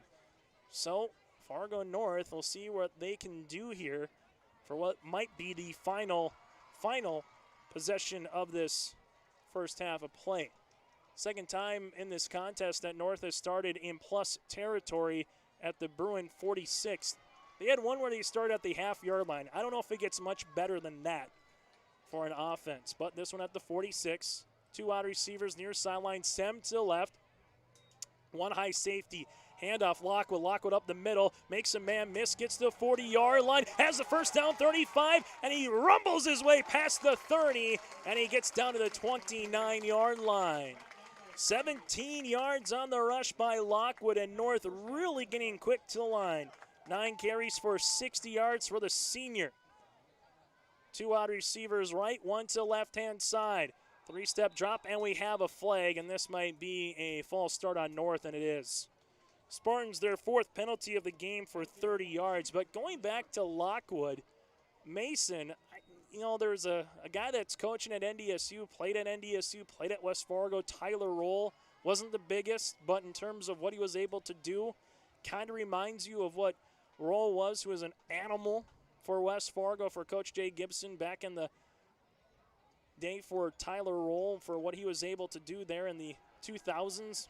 Lockwood kind of reminds me of that, guys. This one, a nice completed pass for about 6 yards to the boundary and getting out of bounds. Carson Schultes for 6 yards. So Schultes now two receptions for 14 yards. Boutain with 45 yards passing through the air. And more importantly, the clock stops with 27 seconds. And if you're Coach Rowland, you still have 2 timeouts remaining. So if you want to run the ball one more time and think, hey, let's play some numbers game, and North might be thinking pass, you can still very much have a draw or have some type of counter or run here. Shotgun. Boutain rolls near sideline, fires it down the field, has a man close to the first down. It's going to be Friddle, and Coach Rowland wants a timeout. With 19 seconds left to play here in this first half, we'll see where they spot it. It's going to be at the 20-yard line, just shy of the first down. 8 yards on the completion there for Boutain, as he's got 53 yards now through the air. And Friddle, his 3rd reception for 8 yards. And this is a very intriguing play call upcoming. 3rd and about not even a half yard. It'll be a 3rd and about the length of a football with 19 seconds left to play. 1 timeout remaining for Fargo North. Again, clock stops in high school football with the first down, or if you get out of bounds, just like you would see in collegiate football.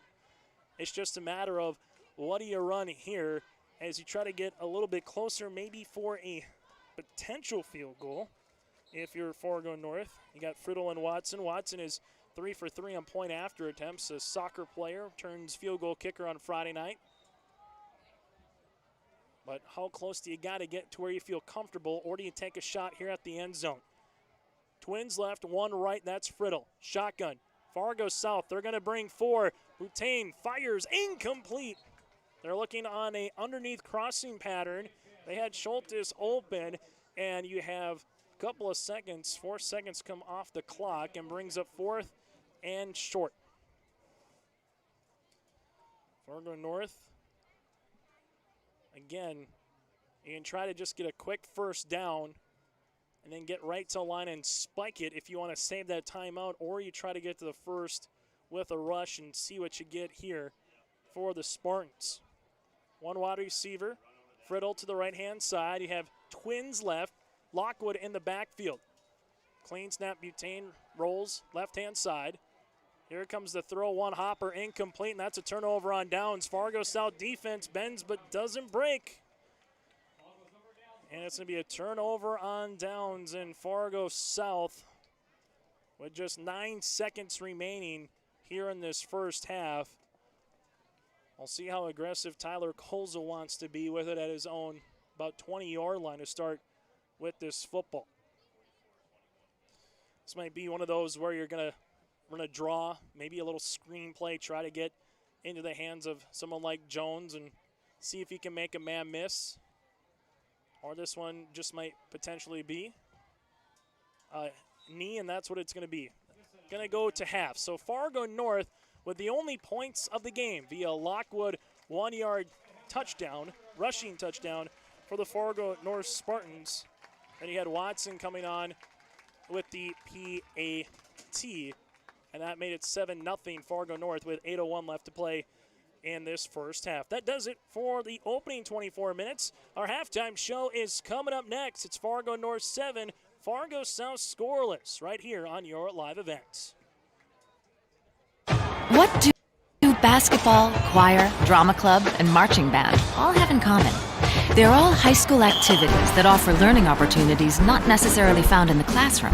They take up just a fraction of a typical North Dakota high school's budget, and they go a long way to giving young people the tools they need to thrive. High school activities, they're more than extracurricular. They're extra important too. This message presented by the North Dakota High School Activities Association and the North Dakota Interscholastic Athletic Administrators Association. Going to EDC, I found out way more than just like sports. I met a lot of people just on my floor, and then different activities you could go to that were on campus. For sure, I'll look back on all the memories and love it. My name is Grace, and I'm here for my future. First week of college, I can't tell you how many friends I've made. It's a family, you know what I mean? Like every time I go to a meeting, like everyone knows my name. They're always kind to me. I love it. I can't explain how much I love it here. My name is Junior, and I'm here for my future. If you're in need of Minnesota and or North Dakota high school athletics coverage, head to yourliveevent.com so you don't miss out on moments like these. Straight up the middle, bounces, he's open, he's down the field, touchdown, Nuggets! Go to our YouTube page at Your Live Event, powered by Halstead Telephone Company and R&J Broadcasting Incorporated. Intercepted! Follow us on Twitter at Your Live Event 1 and on Facebook at Your Live Event.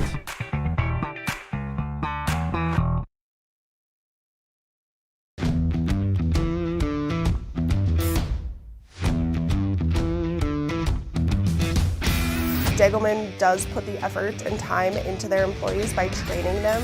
It's something that you think you couldn't do, but you can actually do it because you were trained to do it. Once I got my confidence up, now I just feel pride. I'm very proud to be leading the team that builds the toughest product in the manufacturing and agricultural industry. Back on our halftime show as we take a look at the first half numbers here for Fargo North and Fargo South. Again, North with the lone score of the game thanks to a Lockwood. That's Mason Lockwood rushing touchdown from a half-yard out. Watson with the point after attempt with 8:01 left to play in the first half, and that is the only score in this contest. Very reminiscent to the boys soccer game played here last night. The only difference is instead of rain the entire game, it's an absolutely perfect night, particularly maybe one of those bonfire nights on an early September day. But this contest, North 7, Fargo South scoreless. Here's a look at your first half numbers. Fargo North right now with 154 yards, 101 of those on the ground on 22 attempts. Lockwood leads the way, 9 carries for 60 yards and a rushing touchdown. Halgo with 8 carries for 37 yards. Boutain right now 5 carries for 7 yards. Boutain also 8 of 17 through the air for 53 yards passing and an interception. Friddle 3 catches for 8 yards. Miller 1 for 10. Gross 1 for 13. Sem 1 reception for 8. And Schultes 2 receptions for 14 yards. North right now with 1 turnover with the interception and 4 penalties for 30 yards. For the Fargo South Bruins, they have 79 yards of total offense, 58 of them coming on the ground, and they are led by Mr. Jones. 3 carries for 50 yards for Colby Jones. Nissen 2 for 6, and also for Fargo South, you have Semeko 2 for 2. Sandnes 1 attempt for 2 yards, and then minus 5 yards as well for Henningsgaard here for the Bruins. Nissen through the air 2 of 9 for 21 yards and interception. Schultes with 1 reception for 6 yards, and then for Fargo South, they also get their man in Henningsgaard 1 reception for 15 yards here for the Bruins. Fargo South with 4 penalties for 40 yards in this game and 3 turnovers. They opened the game with 7 plays, 2 interceptions, and 1 fumble for the Fargo South. 2 fumbles and 1 interception for the Fargo South Bruins. So with all that being said, if you tell Coach Tyler Kozel you'd start the game with 3 turnovers in your opening 7 plays and still be down by 7 at the half, you would gladly take it. The thing for Fargo North is they have capitalized on 1 turnover with points off a turnover, but that's only 1. And Fargo South will start the football with the second half of play. Let's look at the first half numbers and how we got to our 3-0 score. We'll take another timeout. We come back after this. A look at your out-of-town scoreboard across the Red River Valley and the state area. It's Fargo North 7, Fargo South scoreless. You're listening to 11A High School Football in North Dakota here on your live event. Let's get real. You're ready for a place that's big enough to grow and small enough to care. So get ready for the University of Minnesota Crookston. With more than 30 majors, minors, and certificates, you'll earn a University of Minnesota degree in a close-knit community where faculty become friends and friends feel like family. And to get a degree that can make a difference, you don't need a big city, just big dreams. The University of Minnesota Crookston.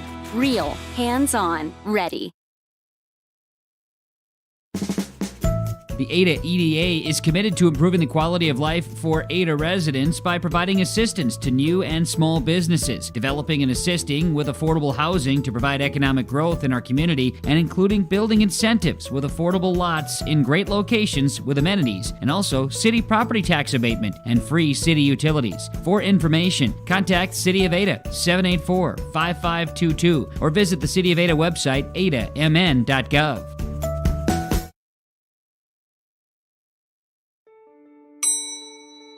Schedules can be a slippery slope.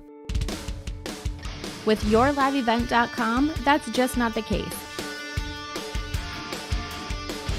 Find schedules for select Minnesota and North Dakota high school athletics at our website. That's www.yourliveevent.com. For schedule updates, follow our social media pages. Never miss again when it comes to scheduling with Your Live Event. For all your flooring needs, look no further than Carlson Customs Incorporated. From tile, Cortex, and laminate flooring, waterproof floors, shower tiles, and carpet, you are sure to find what you need to update or create the perfect feel in your home or business. Locally owned and operated, Carlson Customs Incorporated. Call Todd at 218-531-0176. Every business has its special needs and its own unique set of challenges. That's why we treat your business just like ours, to make sure you are covered right. Hello, this is Shane with Irie Insurance, and our agents have seen it all, and one slip-up can take a small business years to recover from. That's why it's so important for a small business to work with an insurance company that can save them money but also make sure they are protected. If you own a small business, we would like to work for you. Go to IrieInsurance.com to find a local agent near you. Back here at the half between the Fargo South Bruins and the Fargo North Spartans at the half. Again, it is a 7-0 lead for Fargo North. Let's take a look at your out-of-town scoreboard right now. In high school football, Lemoore Litchfield Marion currently over Finley Sharon Hope Page in the third quarter, 42-0. Lisbon all over Edgeley Cullum Montpelier, 42-6, Lisbon over EKM in the third quarter. Those games also on yourliveevent.com. Out in the west between Bismarck, St. Mary's, and Mandan, that game is tied at 17 apiece in the fourth quarter between the Braves and the Saints. Some other scores locally down the street on 25th Street in Fargo. A contest between two ranked teams in Class 3A. Bismarck High, the Demons lead Fargo Shanley at Shanley 20-7. That game currently at the half as well. West Fargo and the West Fargo Cheyenne Mustangs end of the third quarter. It's Cheyenne 20, West Fargo 7 between the Mustangs and the Packers in that contest. Bismarck Legacy defeats Dickinson 31-0. Thompson right now at the half over Northern Cass 22-0. And Wahpeton goes out west, and the Wahpeton Huskies pick up a nice win, 49-19 over Watford City. So Wahpeton will improve now to 2-0 on the season after their win earlier today, and now will make that long road trip home, 49-14. Wahpeton picks up the win again over Watford City. Cushman Classic, Red River 10, Grand Forks Central 6. That is a East Region score. And then Central Cass and Sargent County right now, it's the Squirrels 13 and Sargent County scoreless. For the complete rundown of what your live event has upcoming throughout the week after Labor Day on Monday, go to yourliveevent.com. You can watch the games for free on Your Live Event by searching YouTube and searching Your Live Event. Go to social media and Facebook as well. Fargo North and Fargo South played in soccer yesterday. Fargo South came back and won it late in the second half, 2-1. We'll see if what can happen here. Fargo South can write the same script in football, being down by a score 7-0, or can Fargo North earn their first win since 2011 against the Fargo South Bruins in high school football. That does it for our halftime show. When we come back after this, we'll get ready for the third quarter and second half action between the North and the South. It is 11A East Region High School football, and you got a front row seat on yourliveevent.com. What do basketball, choir, drama club, and marching band all have in common? They're all high school activities that offer learning opportunities not necessarily found in the classroom. They take up just a fraction of a typical North Dakota high school's budget, and they go a long way to giving young people the tools they need to thrive. High school activities, they're more than extracurricular. They're extra important, too. This message presented by the North Dakota High School Activities Association and the North Dakota Interscholastic Athletic Administrators Association. Going to EDC, I found out way more than just like sports. I met a lot of people just on my floor, and then different activities you could go to that were on campus. I for sure will look back on all the memories and love it. My name is Grace, and I'm here for my future. First week of college, I can't tell you how many friends I've made. It's a family, you know what I mean? Like every time I go to a meeting, like everyone knows my name. They're always kind to me. I love it. I can't explain how much I love it here. My name is Junior, and I'm here for my future. If you're in need of Minnesota and or North Dakota high school athletics coverage, head to yourliveevent.com so you don't miss out on moments like these. Straight up the middle, bounces, he's open, he's down the field, touchdown, Nuggets! Go to our YouTube page at Your Live Event, powered by Halstead Telephone Company and R&J Broadcasting Incorporated. Intercepted! Follow us on Twitter at Your Live Event 1 and on Facebook at Your Live Event.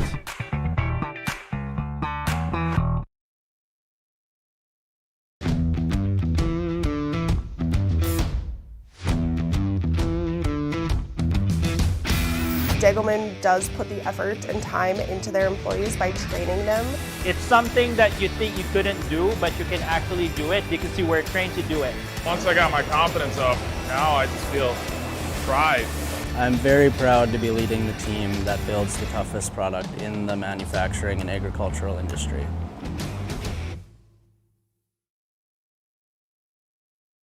Let's get real. You're ready for a place that's big enough to grow and small enough to care. So get ready for the University of Minnesota Crookston. With more than 30 majors, minors, and certificates, you'll earn a University of Minnesota degree in a close-knit community where faculty become friends and friends feel like family. And to get a degree that can make a difference, you don't need a big city, just big dreams. The University of Minnesota Crookston. Real, hands-on, ready. The Ada EDA is committed to improving the quality of life for Ada residents by providing assistance to new and small businesses, developing and assisting with affordable housing to provide economic growth in our community, and including building incentives with affordable lots in great locations with amenities, and also city property tax abatement and free city utilities. For information, contact City of Ada 784-5522 or visit the City of Ada website adamn.gov.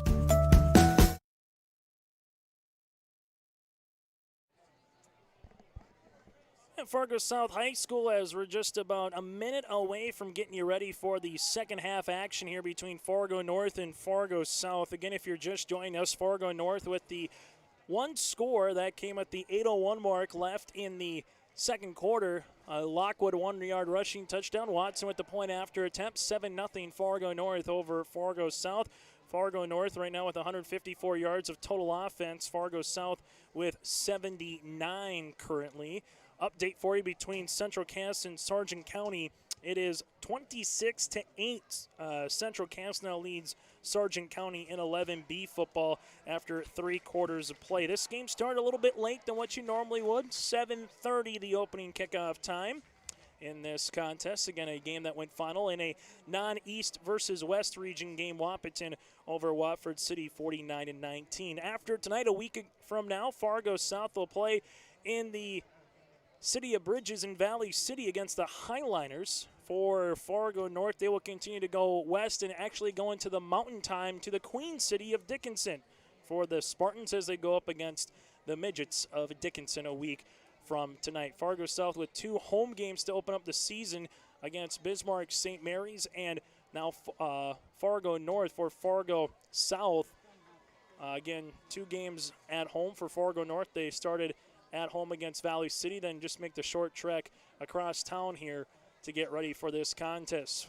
For Fargo North, we'll see if they can try to get back up by their 1 score and try to extend the lead here in this 3rd quarter of play. On the opposite side, Fargo South, again, just one dynamic or big special teams offense or defensive play away from making this a brand new ball game and tie things up in this contest. Since the start of 2000, again, Fargo North has only beaten Fargo South in 2000, 24-23, in 2002, 20-0, and then in 2011. Here comes the right-footed kick going from the south to the north end zone. Fargo South will handle it at the 11-yard line. That comes to near side. The Bruins at the 20 to the 25-yard line, and getting wrapped up there is going to be Spy as he gets up to about the 26-yard line. So for Fargo South, good starting field position to open this second half of play with 11:53 left here in the 3rd quarter. The ball again at the 26-yard line as Fargo South will handle it 1st down and 10. This will be with the quarterback in Nissen. As you're going to have 1 wide receiver either side. One will come to the near side, trips to the right-hand side. Nissen in the shotgun. High snap, Nissen rolls right-hand side, has some time, fires down the field. This one is going to be caught at the 30 to the 25. And getting to the 20-yard line here for the Bruins and wrapped up down to the 19. Here, that's going to go all the way down to Corbel. Corbel able to get to the 26-yard line all the way down to the Fargo North 20, make it 18. So 48 yards on the pitch and catch. Biggest play from scrimmage for either club here on the night. And for Fargo South, we mentioned it, they're just one big play away, just being down by 1 possession from getting their foot right back in this contest and getting a little traction. And there it was to start the second half of play. You go for the big home run play and you get 48 yards. Not too shabby. Actually checked that is 58 yards. And we're going to get a timeout here. Or we got a flag, and this is going to be on Fargo South. So another 5-yard penalty on the Bruins. Delay of game on Fargo South, 5 for 45. And again, that was a 58-yard completion to Corbel. 1st down and 15 now for Fargo South. Ball will be spotted at the 23-yard line. 1 wide receiver split out either side. Semenko dots the I. Play action, rolling, right-hand side is Nissen at the number. Steps up, fires incomplete off the hands as they were looking for Zach Thompson. That'll be incomplete. Right now, make that 3 of 11 for 79 yards through the air and 1 interception. Here for Nissen and for Fargo South, 2nd down and again 15. Ball spotted at the 23-yard line of Fargo North. We haven't said it really tonight, Fargo South and Fargo North territory here with 10:58 left to play in this 3rd quarter. But South right now is getting closer to a field goal range with their kicker. Here comes a quick screen as it's going to be incomplete. They looked for the quick bubble. Hansgaard just couldn't bring it in on the breadbasket there, and an incompletion. Good toss by Nissen. Hansgaard just couldn't handle that one. Makes it now 3rd down and long.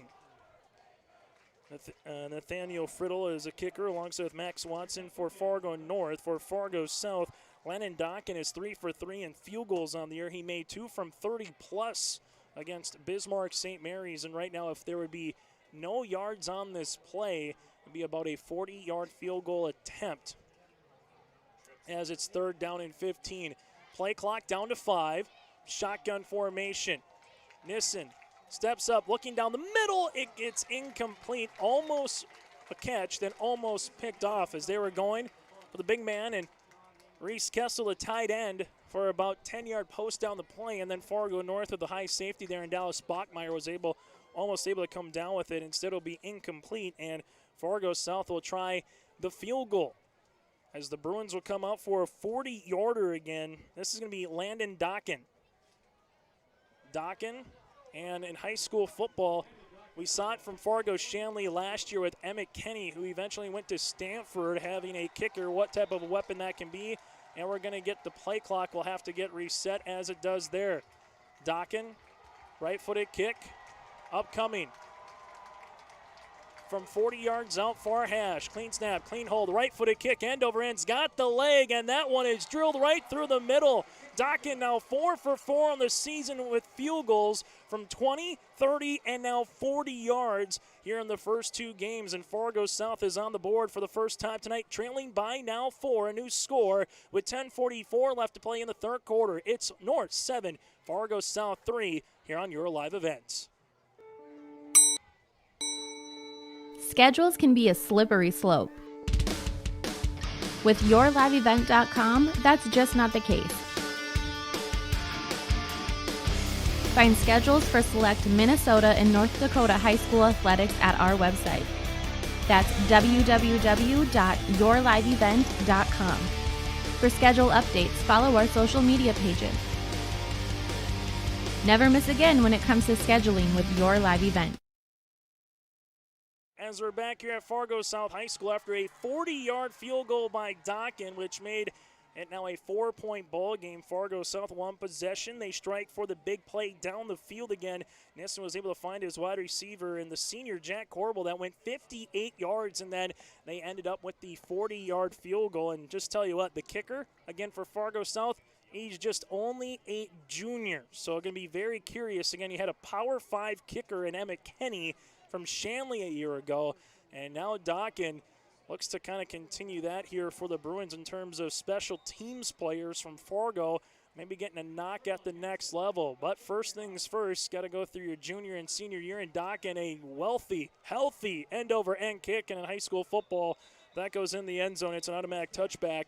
Be 1st and 10, Fargo North, as they'll handle it here with 10:44 left in the 3rd quarter for the first time here in this second half. And we have an injured Bruin player down at the 40-yard line, and we'll take a break with them as well. It's Fargo North 7, Fargo South 3. It's 11A East Region football here on your live event. For all your flooring needs, look no further than Carlson Customs Incorporated. From tile, Cortex, and laminate flooring, waterproof floors, shower tiles, and carpet, you are sure to find what you need to update or create the perfect feel in your home or business. Locally owned and operated, Carlson Customs Incorporated. Call Todd at 218-531-0176. Every business has its special needs and its own unique set of challenges. That's why we treat your business just like ours, to make sure you are covered right. Hello, this is Shane with Irie Insurance, and our agents have seen it all, and one slip-up can take a small business years to recover from. That's why it's so important for a small business to work with an insurance company that can save them money but also make sure they are protected. If you own a small business, we would like to work for you. Go to IrieInsurance.com to find a local agent near you. What do basketball, choir, drama club, and marching band all have in common? They're all high school activities that offer learning opportunities not necessarily found in the classroom. They take up just a fraction of a typical North Dakota high school's budget, and they go a long way to giving young people the tools they need to thrive. High school activities, they're more than extracurricular. They're extra important, too. This message presented by the North Dakota High School Activities Association and the North Dakota Interscholastic Athletic Administrators Association. Going to NESCS, I I found out way more than just like sports. I met a lot of people just on my floor, and then different activities you could go to that were on campus. For sure, I'll look back on all the memories and love it. My name is Grace, and I'm here for my future. First week of college, I can't tell you how many friends I've made. It's a family, you know what I mean? Like every time I go to a meeting, like everyone knows my name. They're always kind to me. I love it. I can't explain how much I love it here. My name is Junior, and I'm here for my future. Back at Fargo South High School, and the injured Bruin for Fargo South at the 41-yard line is Alex Cassette, the sophomore at 5'9" and 195 pounds, as Tyler Colesel comes out. The Fargo South and Fargo North benches both go to a knee respectively, and it's been a couple of minutes now that Cassette has been on the field as they come out with the trainer, and they're tending again to the Fargo South Bruin, the sophomore. For Fargo South, they come out to start this second half of play with the 40-yard field goal, again by Dawkin with 10:44 left to play, and then on the ensuing kickoff here, Cassette just got the wind knocked out of him. That's about it. As the good thing is he's able to come up and under his own pressure, under his own, again, power. But this is one of those where you start thinking concussion in football as well. Sometimes if you start holding your knee or the hamstring, first thing that comes to mind is maybe an ACL or an MCL. The good news is that he's being helped off, able to get up under his own power. I don't want to speculate, but this might be more of the, hopefully, the wind knocked out variety, but might also be a concussion potentially protocol here, especially with what we've learned in the last decade when it comes to football in general. So Fargo South now for the first time in the second half will come out, play a little defense. For Fargo North, they will come out and have their first crack at it on the offensive side. The Bruins offensive line against this, North's offensive line against the Bruins defensive line. North won the first quarter. South maybe won a little bit of the second quarter, and Butane made a man miss at the 25 and gets to about the 29-yard line for 9 yards on first down. Butane now 6 carries make that 16 yards. Again, the guys up front for Fargo North from left to right. Jalen May, the starter at senior. You have Alex Wagner at left guard, Jacob Johnson at center, Adam Jarsky at right guard, and Levi Leinen at the senior right tackle. These guys have been doing the job up front here tonight in terms of what they have provided. Already 163 yards of offense, but 110 on the ground. This one little counter as we're going to get past the 35 and wrapping it up to about the 36-yard line as Haugo gets 6 yards on the rush for the sophomore tailback. Haugo 9 carries now for 40 yards. Leading the way is Lockwood for the Spartans. Mason 9 carries for 60 yards and a rushing touchdown. Under 10 minutes to play here in the third quarter. Fargo North up by 4. And that field goal for Fargo South, what it does, again, just keeps them within the realm of the contest. But all that Fargo North is going to try to do, try to get up by another touchdown and try to get up by 2 scores. Handoff right up the middle, Haugo. Haugo gets tackled at the 36-yard line. The Bruins will come in as they come right down, and a good wrap-up there from Fargo South. As making the tackle is Tyler Christensen. Haugo able to get 1 yard, 10 carries for 41 yards. Reminder, coming up on Tuesday, we're back at it again. Some volleyball, some soccer throughout the week, and then back to Friday Night Lights a week from tonight as we get you ready for some more Minnesota high school football as well. Second down and 9 for Fargo North. Handoff right up the middle. Haugo's got a little lane, then gets wrapped up at the 38. We do have a flag on the play. Fargo South and Sadness was one of the players to get in there, and Riley Anir. See what the penalty is. It's holding on Fargo North, and Tyler Coles will say, we'll take it. Instead of 3rd down and 6, move him back a couple of yards, and this will be a spot penalty at the 39-yard line and make it going back to the 29. So for Fargo North, their first penalty of the second half, 5 for the game for 40 yards. They have 1 turnover. For Fargo South, 5 penalties, 45 yards, and 3 turnovers, 2 fumbles, and 1 interception. Fargo North will come out. 1 wide receiver is Friddle to the left, 1 to the near sideline as well. Spartans 2nd down and 16. They fake the pitch, little end around here to Fargo. He's got a lane past the 35 to the 40, the numbers, and he gets the penalty yardage and some back. 13 yards. They fake the pitch to Miller. Come back with a little bit there with Fargo as he gets 13. Fargo now 11 carries for 54 yards and makes it 3rd down and manageable at the 41-yard line here for Fargo North. Under 8 minutes to play here in the 3rd quarter. 3rd down and 4 for the Spartans. 2 wide receivers left-hand side. The man in the slot is Schultes. Shotgun formation. Fargo South with 4 down linemen. They'll bring 5. Little QB keeper, and Hutain was just looking for a lane that just never was there as he gets back to the line of scrimmage, then met by a host of Bruins. One of them in on the tackle, Tyler Christensen again. Hutain 12 carries for 54 yards, and the Fargo South defense comes up with a stop and a stick. And now the punt here from Fargo North as Friddle comes on for the Spartans.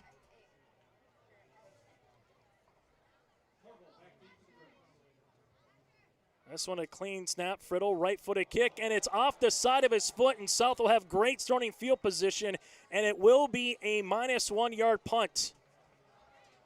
It was at the 41 for the line of scrimmage, and it will be at the 40. So Fargo South with their best starting field position here of the day with 6:59 left to play in the 3rd quarter at the 40-yard line of North. The Bruins got a field goal. They get a stop, a missed punt there by the Spartans. And now Fargo South getting about 15 yards, and you're back in field goal range, bare minimum. But a touchdown here would give the Bruins their first score of the night. Fargo South will split out 1 wide receiver to the right-hand side. That's a late player coming on the field as well, Sandness. So he comes on, play clock's down to 7. Nissen goes under center. Play action, Nissen steps up, fires down the middle, incomplete. Would have been enough for a 1st down to Hannon's guard. Instead, it's an incomplete pass and makes it 2nd and 10. Unfortunate there for Nissen. He's 3 of 14 through the air for 79 yards and an interception. Nissen right now, a couple of those have been drops. A couple of those have been pressured by the Spartans defense where he's had to throw it a little bit before he wanted, and the pass was a little bit errant, but with 6:54 left to play here in the 3rd, Fargo South with the football, 2nd and 10. High snap, Nissen able to corral it. Now he's getting pressured, throws it down, has a Bruin down there. That one's going up. It's going to be deflected, and Miller comes up with the interception. Now it goes to the 20 the other way. Miller to the 25, cuts back in between the hashes, 30, and he's tackled there. It's the 4th turnover of the night for the Fargo South Bruins, the 2nd via the interception, and Miller comes up with that one. It'll be an interception here for Fargo North, and Miller had a fumble recovery, and now he's got an interception on top of his defensive efforts here tonight for the Spartans. And for Fargo North, their 2nd possession of the 2nd half will start at the 6:39 mark, and that'll be at their own 32-yard line. So just what the doctor ordered for the Spartans after a punt that was miskicked by Friddle. 2 plays later, only to see Miller come up with the batted interception. The Bruins had 2 players that were right in the same vicinity, and then the Spartans just able to take the ricochet and get it. Lockwood goes right up the middle, spinning, turning, and yearning for a couple of yards. Lockwood get 5 on the rush. 10 carries for 65 yards and a score here for Mason. 2nd down and 5. Ball between the hashes at the 38-yard line here for the Spartans. And we saw Fargo North in the first half have a drive that started the game with 7 minutes. And that's what they would like to do here, kind of have a long drive, put some points up, and try to get up by 2 scores. Again, still just a 7-3 game in which South is very much in it, but they got to rely on the defense again. They go hard count, and the Bruins jump off sides, and it will be 5 yards against Fargo South on the hard count. the Bruins will have the penalty. We'll see how close to a first down it is. A first down, so move the chains. 6 carries, 6 penalties for 50 yards now on the Bruins. It's been a tough game for Tyler Colesville. Talking with him earlier in the week, just said, you know what, we got a lot of, again, sophomores, some juniors, guys that are going through kind of those growing pain stages. They just want to get better. The old adage, as you hear any coach, just get better every day, get better every week.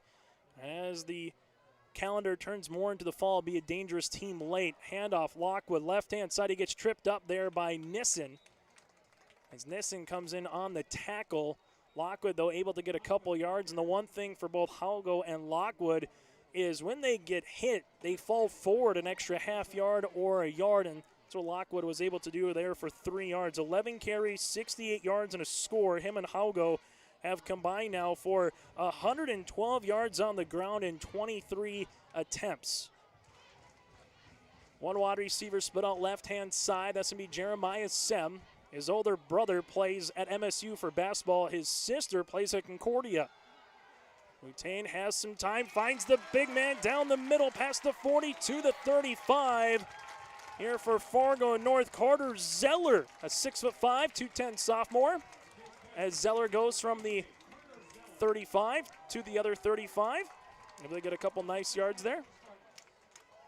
Zeller with his first reception. And for Fargo North, able to get that one. And for Boutain, he gets his first completion here of this second half. Now with 78 yards through the air passing. Brings up first down and 10. Ball spotted at the Bruin 35. Here's a handoff. Haugo, left-hand side. They get the kick out, but they can't get the blitzing linebacker coming in and reading that one. Good job by Fargo South on the defensive side there. Thomason comes in on the wrap-up. As Thompson comes in on the tackle, and Haugo gets right back to the line of scrimmage. 13 carries for 54 yards. 2nd and 10 upcoming here for Fargo North. The Spartans ranked 3rd in the latest Class 11A football poll. Fargo South ranked 4th. St. Mary's was 1, Jamestown 2, and Wahpeton at number 5. The Huskies got to 2-0 on the season with the win at Watford City earlier tonight. Here's a little jet sweep, and Schultes, that one was going nowhere. Sadness was there, and alongside with him, you have Cole Kegba in on the wrap-up. Brings up 3rd down and 10. Schultes just unable to get much there, and the Spartans have ran that play a couple times here tonight, trying to keep those ends and the edge honest. Just Fargo South has read that play well and makes up 3rd down and 10. Ball at the 35 here, and kind of getting into no man's land a little bit for Fargo North, barring what you do on this play. 3rd and 10, play clock at 7. One wide receiver split out either side in the pistol. Boutain, little read option, gives it to Miller, right up the Miller. And Miller able to get 5 yards, and without question, Fargo North 4th and 5. In the plus territory at the Bruin 30. He'll go for it here, so a nice healthy gain there on 3rd and 10 to split the difference and bring up a 3rd and 5. Miller with his first carry of the game. You've had 5 different Spartans run the ball right now, and Fargo South also, Fargo North with that same balance, receiving 6 different Spartans with a reception. Under 3 minutes to play here in this 3rd quarter. North up by 4 and a 4th down and 5. Here comes the Spartans. One wide receiver either side. Play action. They go down the middle, incomplete. And Fargo South was bringing the pressure on the outside. Josh Nelson, the junior lineman, gets right into the grill of Boutain, who is unable to do anything with that, and it's a turnover on downs. So 2:41 left to play here in the 3rd quarter. Fargo South defense will be able to step up, and they'll handle it 1st and 10 at their own 30-yard line.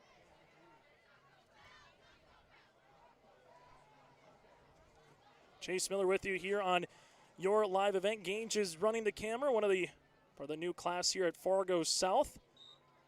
As we had Aiden earlier, Gage tonight, and we had Daniel on yesterday's Fargo South soccer game also against Fargo North. Fargo South right now will come out 1st and 10. Chance to get a touchdown and take their first lead of the game. Under center, Nissen, handoff. Goes to the left-hand side, and the Bruins right now a good, hard-earned 4-yard carry. Sadness in on the rush. Dorian able to get 2 carries now for 6 yards. Bruins looking for their first win of the season, trying to get to 1-1, but 1-0 in region play. Fargo North, they're trying to get to 2-0 on the season and also 2-0 in region play. 2nd down and 5 here for Fargo South. 2 wide receivers either side. Hard count there by Nissen. Little read option. Nissen gets it, and there comes a flag. Nissen gets the first, but this might be a holding penalty on Fargo South, as the flag is at the 34, and it is. Here's a hold on the Bruins. And for Fargo South, it's their 7th penalty of the game now for 60 yards. The one that hurts the most is that punt return earlier in the first half, as Corbel went 80 yards on a punt return and at the time would have tied the game at 7 apiece, but there was a hold on that wiped 7 points off the board on special teams. And now we get a holding penalty here. Fargo South will handle it 2nd and 15. A final in for you in 11B football. Central Cass remains undefeated with a 26-6 win over Sargent County. That one is final. 2nd and 15, shotgun formation. Nissen fires it, looking on the out pattern at the 31 for Henningsgaard, who tried to lay out Superman style there, incomplete. And now we're going to have a 3rd and a country mile upcoming here for the Bruins. The defense has held on and been able to do enough for Fargo South to try to give their offense a little bit of life or try to give their offense a little bit of a jolt. Kobe Jones, one of the guys that Tyler Kozel was looking for, is not in the contest right now. It looks like he's out on the near sideline. Got his ankle wrapped up a little bit here, so that would be a blow for Fargo South moving forward. Here comes a pass by Nissen down the middle, almost intercepted by Fargo North. The safety, Owen Boehm, already with 1 interception in the game, almost had his 2nd. Instead, it's going to be incomplete. And for Fargo South, it fortunately ends up in a kick, this via the punting variety. 1:52 left to play in the 3rd. It's Fargo North 7, Fargo South 3 in a rock'em sock'em style football game that this one has just kind of been. Neither team able to get too much in a rhythm. Fargo North was early. They were knocking at the door a couple times, trying to get into the red zone of Fargo South. They couldn't. Here comes Dockin on for the punt. Clean snap, right-footed punt. Nice send over and punt there by Dockin. It will bounce at the 48, take a Bruin bounce past the 40 and down to the 38-yard line where they'll have it in front of us here. 1:41 left to play in the 3rd quarter. Fargo North will handle it with their 3rd possession of this 3rd quarter with 1:41 left to play in the 3rd as they're up by 4 points. Just kind of have the feeling that it might be the next team to put a touchdown up might win, whether it's North to get up by 2 scores or South to try to get up for the first time here tonight. Fargo North offensively, again, it's been the 1-2 combination of Haugo and Lockwood. Utane's been efficient enough through the air where they've had to keep it consistent and make sure you're keeping Fargo South balanced, but the Bruins secondary has stepped up a time or two, particularly we've seen on the right-hand side in Corbel. Pistol formation for the Spartans. Handoff, Lockwood bouncing left-hand side, trying to spin out of a man. He spins out of 1 tackle, but then here comes Fargo South on the swarm, and Lockwood gets back to the original line of scrimmage. 12 carries, 68 yards, and a score. It's been the 1 lone touchdown via Lockwood in the 2nd quarter, and Fargo South is going to have an injured player right now make that Fargo North, and that's Lockwood. As Lockwood right now is going down, just hope all that this is just a 2nd game. A little bit of a cramp as they're taken up on the knee right now. We'll take a quick break with them as well as they attend to Lockwood. It's Fargo North up by 4 late in the 3rd here on your live event. If If you're in need of Minnesota and or North Dakota high school athletics coverage, head to yourliveevent.com so you don't miss out on moments like these. Straight up the middle, bounces, he's open, he's down the field, touchdown, Nuggets! Go to our YouTube page at Your Live Event, powered by Halstead Telephone Company and R&J Broadcasting Incorporated. Intercepted! Follow us on Twitter at Your Live Event 1 and on Facebook at Your Live Event.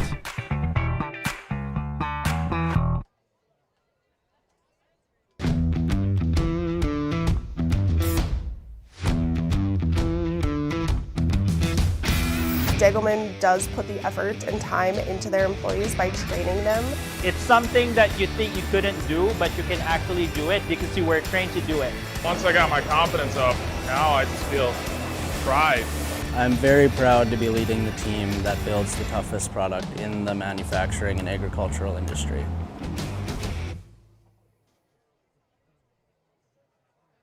Let's get real. You're ready for a place that's big enough to grow and small enough to care. So get ready for the University of Minnesota Crookston. With more than 30 majors, minors, and certificates, you'll earn a University of Minnesota degree in a close-knit community where faculty become friends and friends feel like family. And to get a degree that can make a difference, you don't need a big city, just big dreams. The University of Minnesota Crookston. Real, hands-on, ready.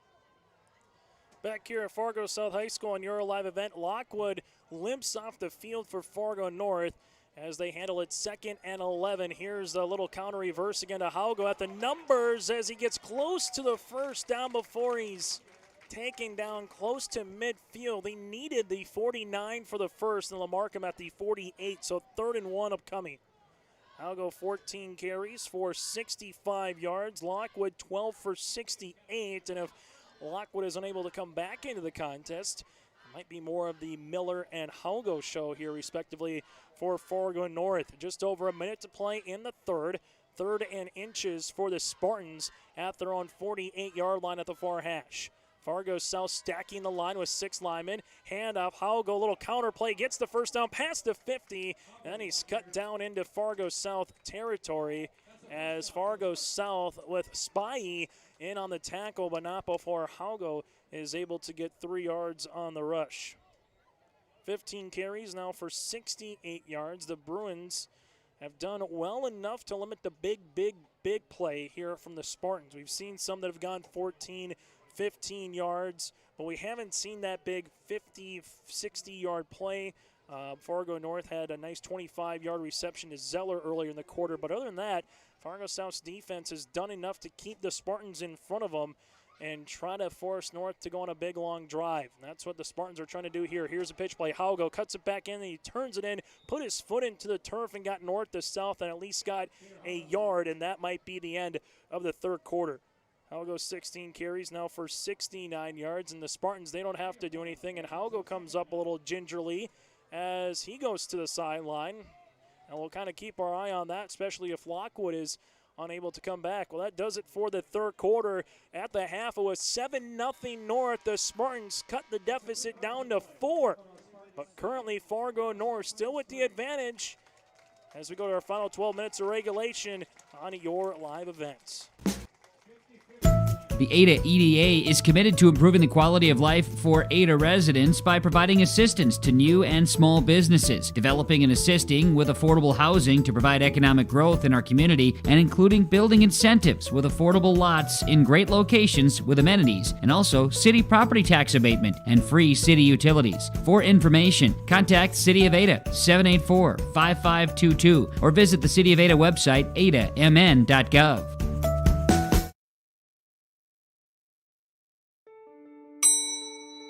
Schedules can be a slippery slope.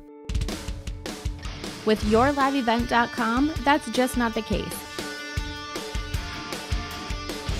Find schedules for select Minnesota and North Dakota high school athletics at our website. That's www.yourliveevent.com. For schedule updates, follow our social media pages. Never miss again when it comes to scheduling with Your Live Event. Well, one thing you never like to see in any particular sport, but particular high school athletics, is sometimes injuries. And both teams right now coming up with some guys that either are out of the game, respectively, or you're being attended to right now. So 2nd and 9 to start this fourth quarter of play for Fargo North, going from the north to the south end zone here in Fargo. Butane looks down the middle. It's almost picked off by Fargo South. Whew. A safety for the Bruins read it perfectly. Neo Muchamanza, Eve, the senior, almost was able to put his left and right glove, hand, whatever you want to call it, right there and try to finish it. Just couldn't come down with the interception. Final for you, Lemoore Litchfield-Marion shuts out another team, 54 rip. Lemoore Litchfield-Marion over Finley Sharon Hope Page. I think off the top of my head, the Lobos have outscored their competition 210-0 in 3 games this year. The Lobos trying to get to the Fargo Dome in 9-man football. 3rd down and 9 in the gun. Butane has some time, throws, that's going to be complete at the 30 to the 25 and down close to the 21-yard line. Hayden Gross with the first down. That one goes 27 yards. Gross, 2 receptions now for 40 yards in this contest. A deep crossing pattern, got to the numbers, able to turn it upfield and get even yards after the catch of 15 yards. And Fargo North, like we saw in the first quarter, got to about this point on the field, but it stalled. Trying to break the dam and try to get up here by 2 possessions. Still a 4-point game. Spartans knocking on the door. Handoff, this one going right up the middle. A new running back getting into the game for Fargo North. Ethan Turner will check in, the junior 5'11". As that's going to be the 1, 2, 3, 4, 5, 6th Spartan right now with the rush. And if you're seeing LaTurner in there, you just wonder what the availability is again of Haugo and Lockwood respectively here in this fourth quarter. 2nd down and 9, both from an offense but a defensive side. This one stepping up, Butane, as he's going to get tackled in the backfield, and that's going to be a loss. Fargo South comes in on the tackle, and that's going to be Cole Kegba, the sophomore, comes in for a 3-yard loss, 3rd down and 12. Well, it's good to see Haugo back out there right now for Fargo North. That's a 4-yard loss, 7 carries now for 12 yards here for Butane, and the Spartans up by 4, doing the skull chant to our left with the student section. You either got, again, camo hunting kind of attire for Fargo North student section, and the South student section, it's Hawaiian night. 2 wide receivers, right-hand side, in the pistol is Butane. We'll see if they try to throw one in the end zone. He's getting pressured, and he gets the ball away.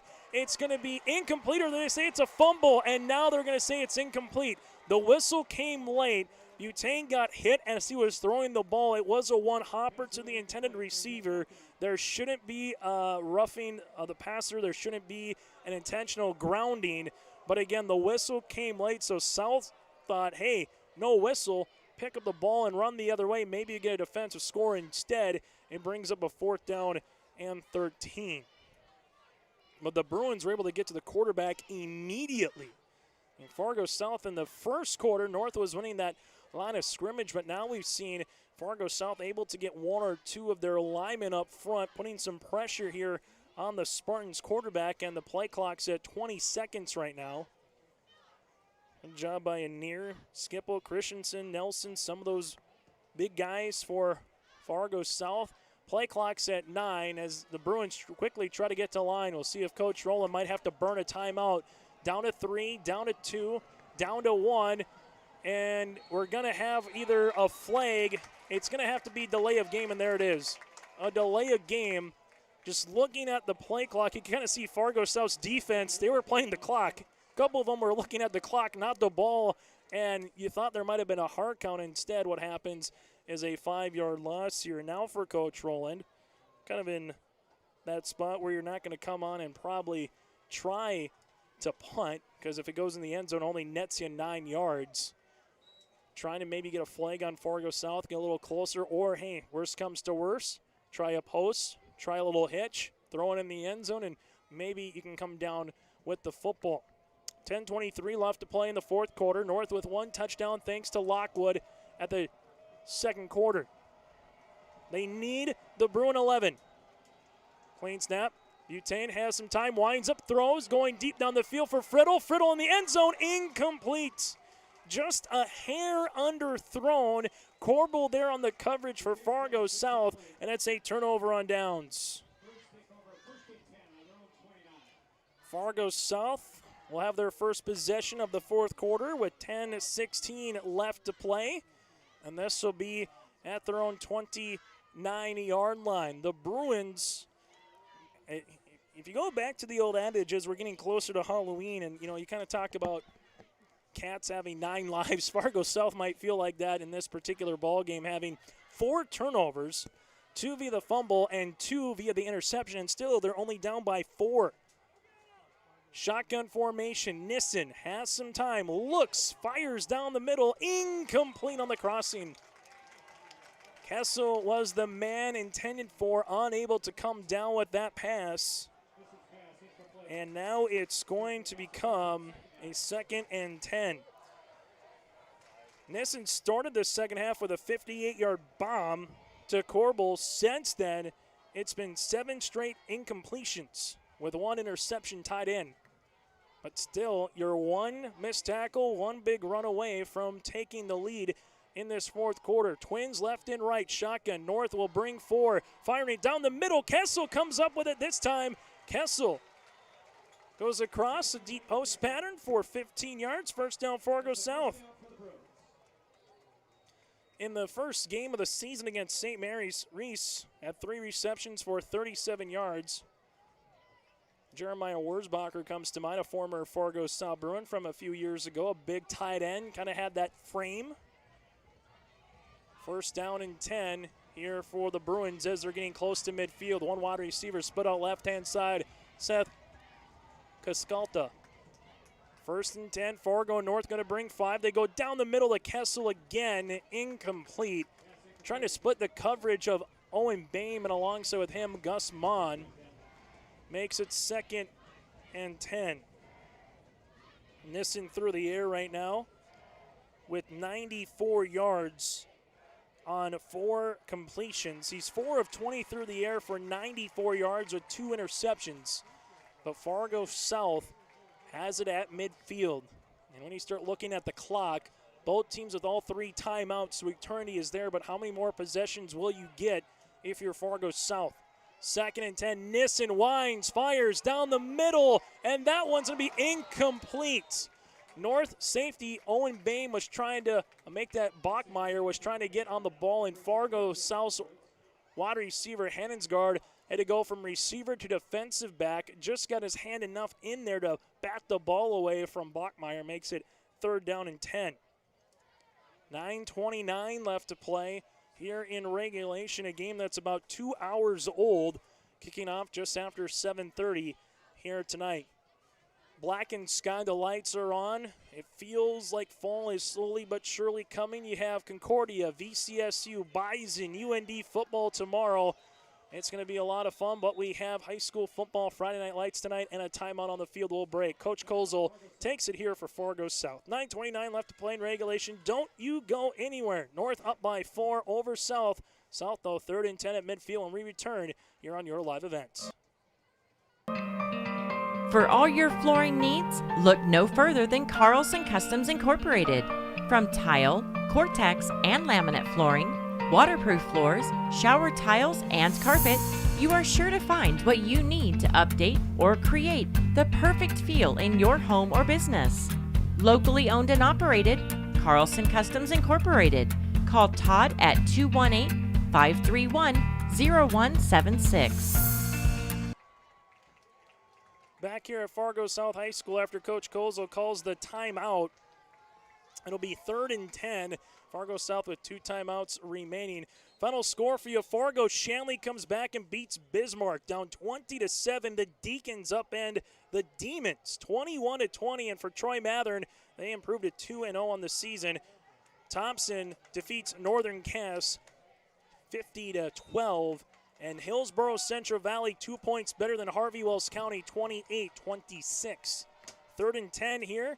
Fargo South shotgun. Nissen going down the near sideline. Over-intended and just airmailed that one. The closest one was Ethan Welk. The defensive back for Fargo North was the closest man there. Jake Corbel makes it 4th down upcoming. And for Fargo South, after getting the turnover on downs, they'll have to come on and punt this football away. And in doing so, Landon Dockin has been busy tonight. But again, when you look at the clock, how many more possessions are you going to get? Probably more than likely 1, maybe 2, and 3 might be a little too much, particularly if North can burn a couple of first downs. Here's the snap, Dockin. This one, a end-over-end kick that bounces at the 26. Then kind of brought up the pitching wedge as it just took a 2-yard hop over to the 24, then came back at the 25. So good punt there of about 30 yards. Flips the field a little bit as it's a 1st and 10 for Fargo North at their own 25-yard line. The Spartans will have their 4th possession of this second half with 9:15 left to play in the 4th. Fargo South 2 timeouts, Fargo North with 3. And we'll see how a couple of particulars here for the Spartans. And Lockwood and Hayden Gross and Peter Halgo, those guys kind of been the heart and key. It looks like Lockwood is back out there trying to stretch. And good thing for Fargo North, he's coming back on the field. You have one wide receiver. Make that twin to the left-hand side. The Bruins players on the near sideline imploring their student section to get loud, make some noise. Down by 4. Handoff, Lockwood right up the middle, makes a cut to the 25-30, and he's bringing Bruins with him past the 30 to the 32-yard line.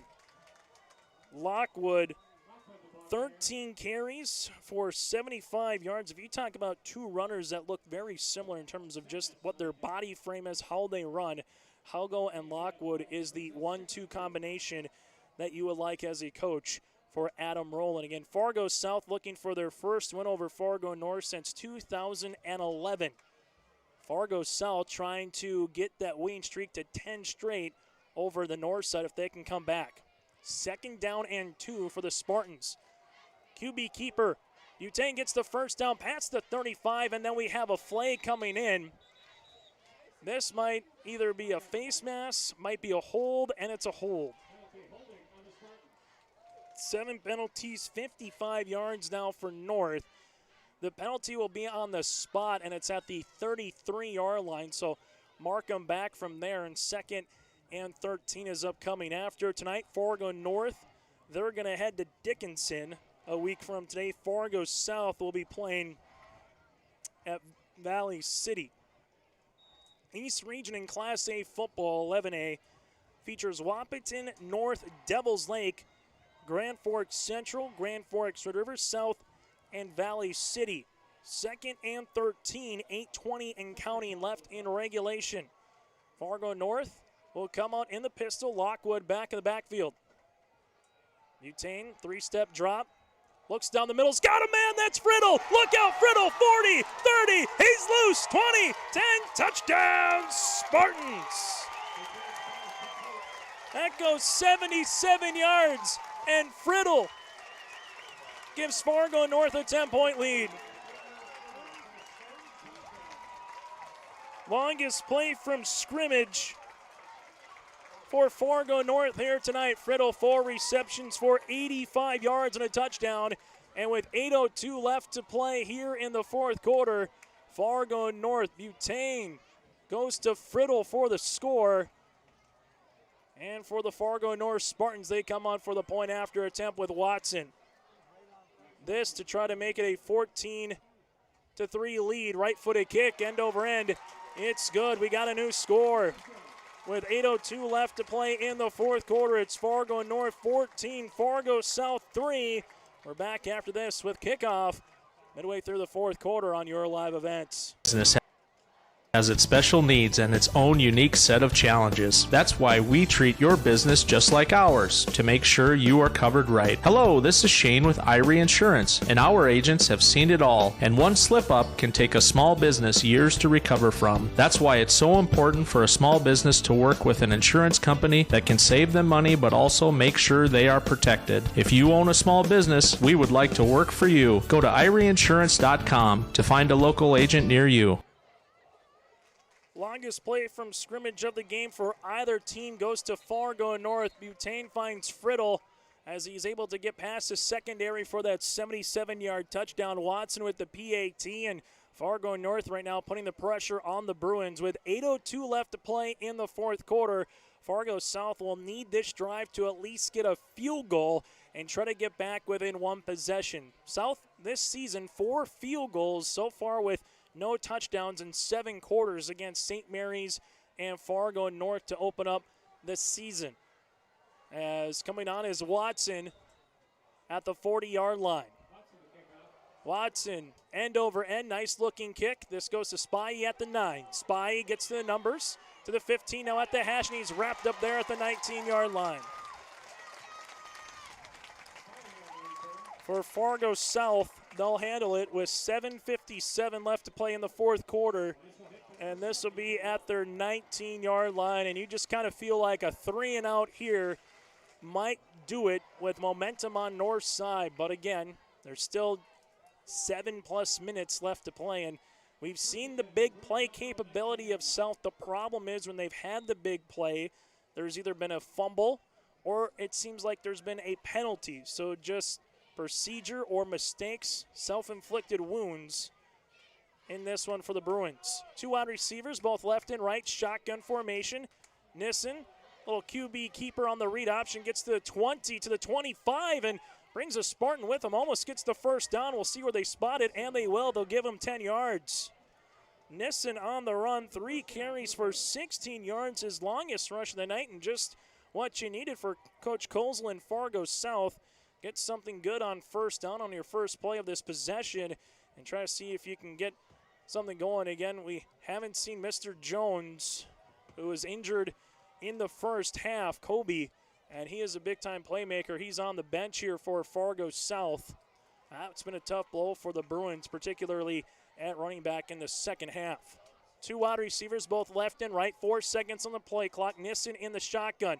Nissen tries to keep it again. Might have been a little bit of a miscommunication with him and Semenko, or Sadness, excuse me.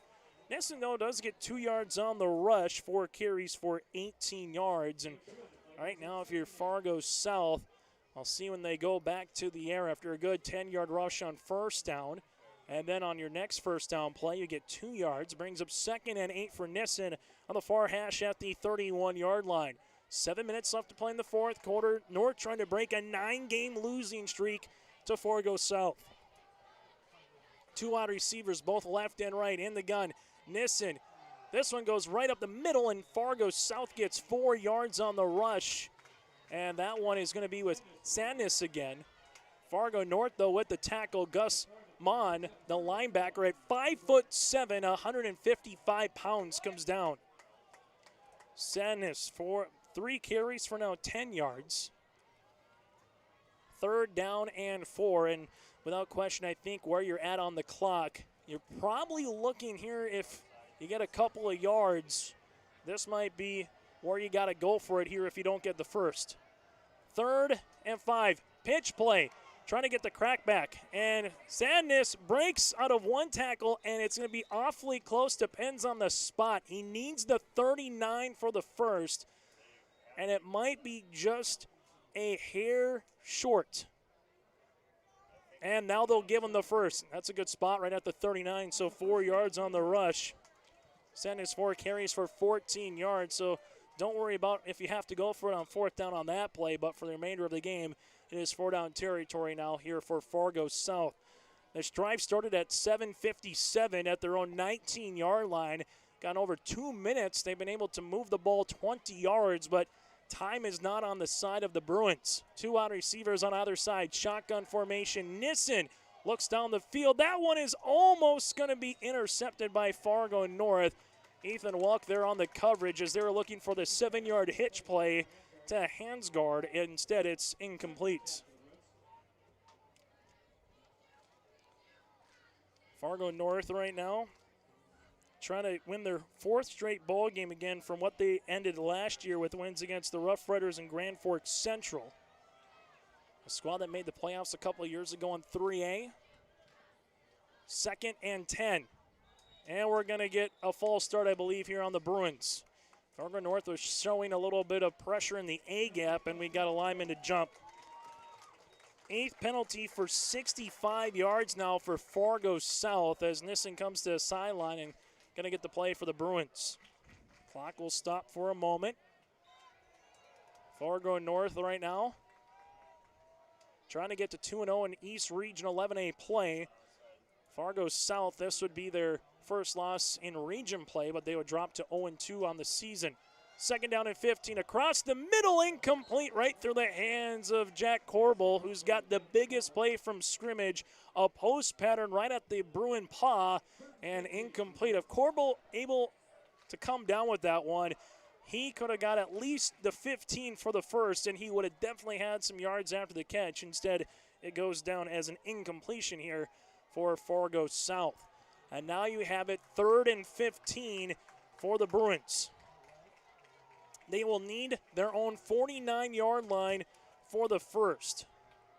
2 wide receivers make that trip to the left-hand side. 1 to the near sideline is Spy. Trying to set it up. It's going to be tipped at the line. This one's a duck, and it's intercepted by Fargo North. Look out, the Spartans to the 20, to the 15, to the 10, and it's Peter Haugo with the 3rd interception of the game for the Spartans, and that might be nailed in the coffin here for Fargo North. The 5th turnover of the contest for the Bruins, the 3rd on the air. Nissen was hit as he let that one go. And that was an easy one for Haugo. Just see that one come in the breadbasket, playing 500 in the backyard for Haugo, and he was able to come down with that one. And Fargo North right now is 5 minutes and 12 seconds away from beating Fargo South for the first time since September the 9th of 2011. Almost 10 years to the date it's been since Fargo North last beat Fargo South, and they are right now moments away.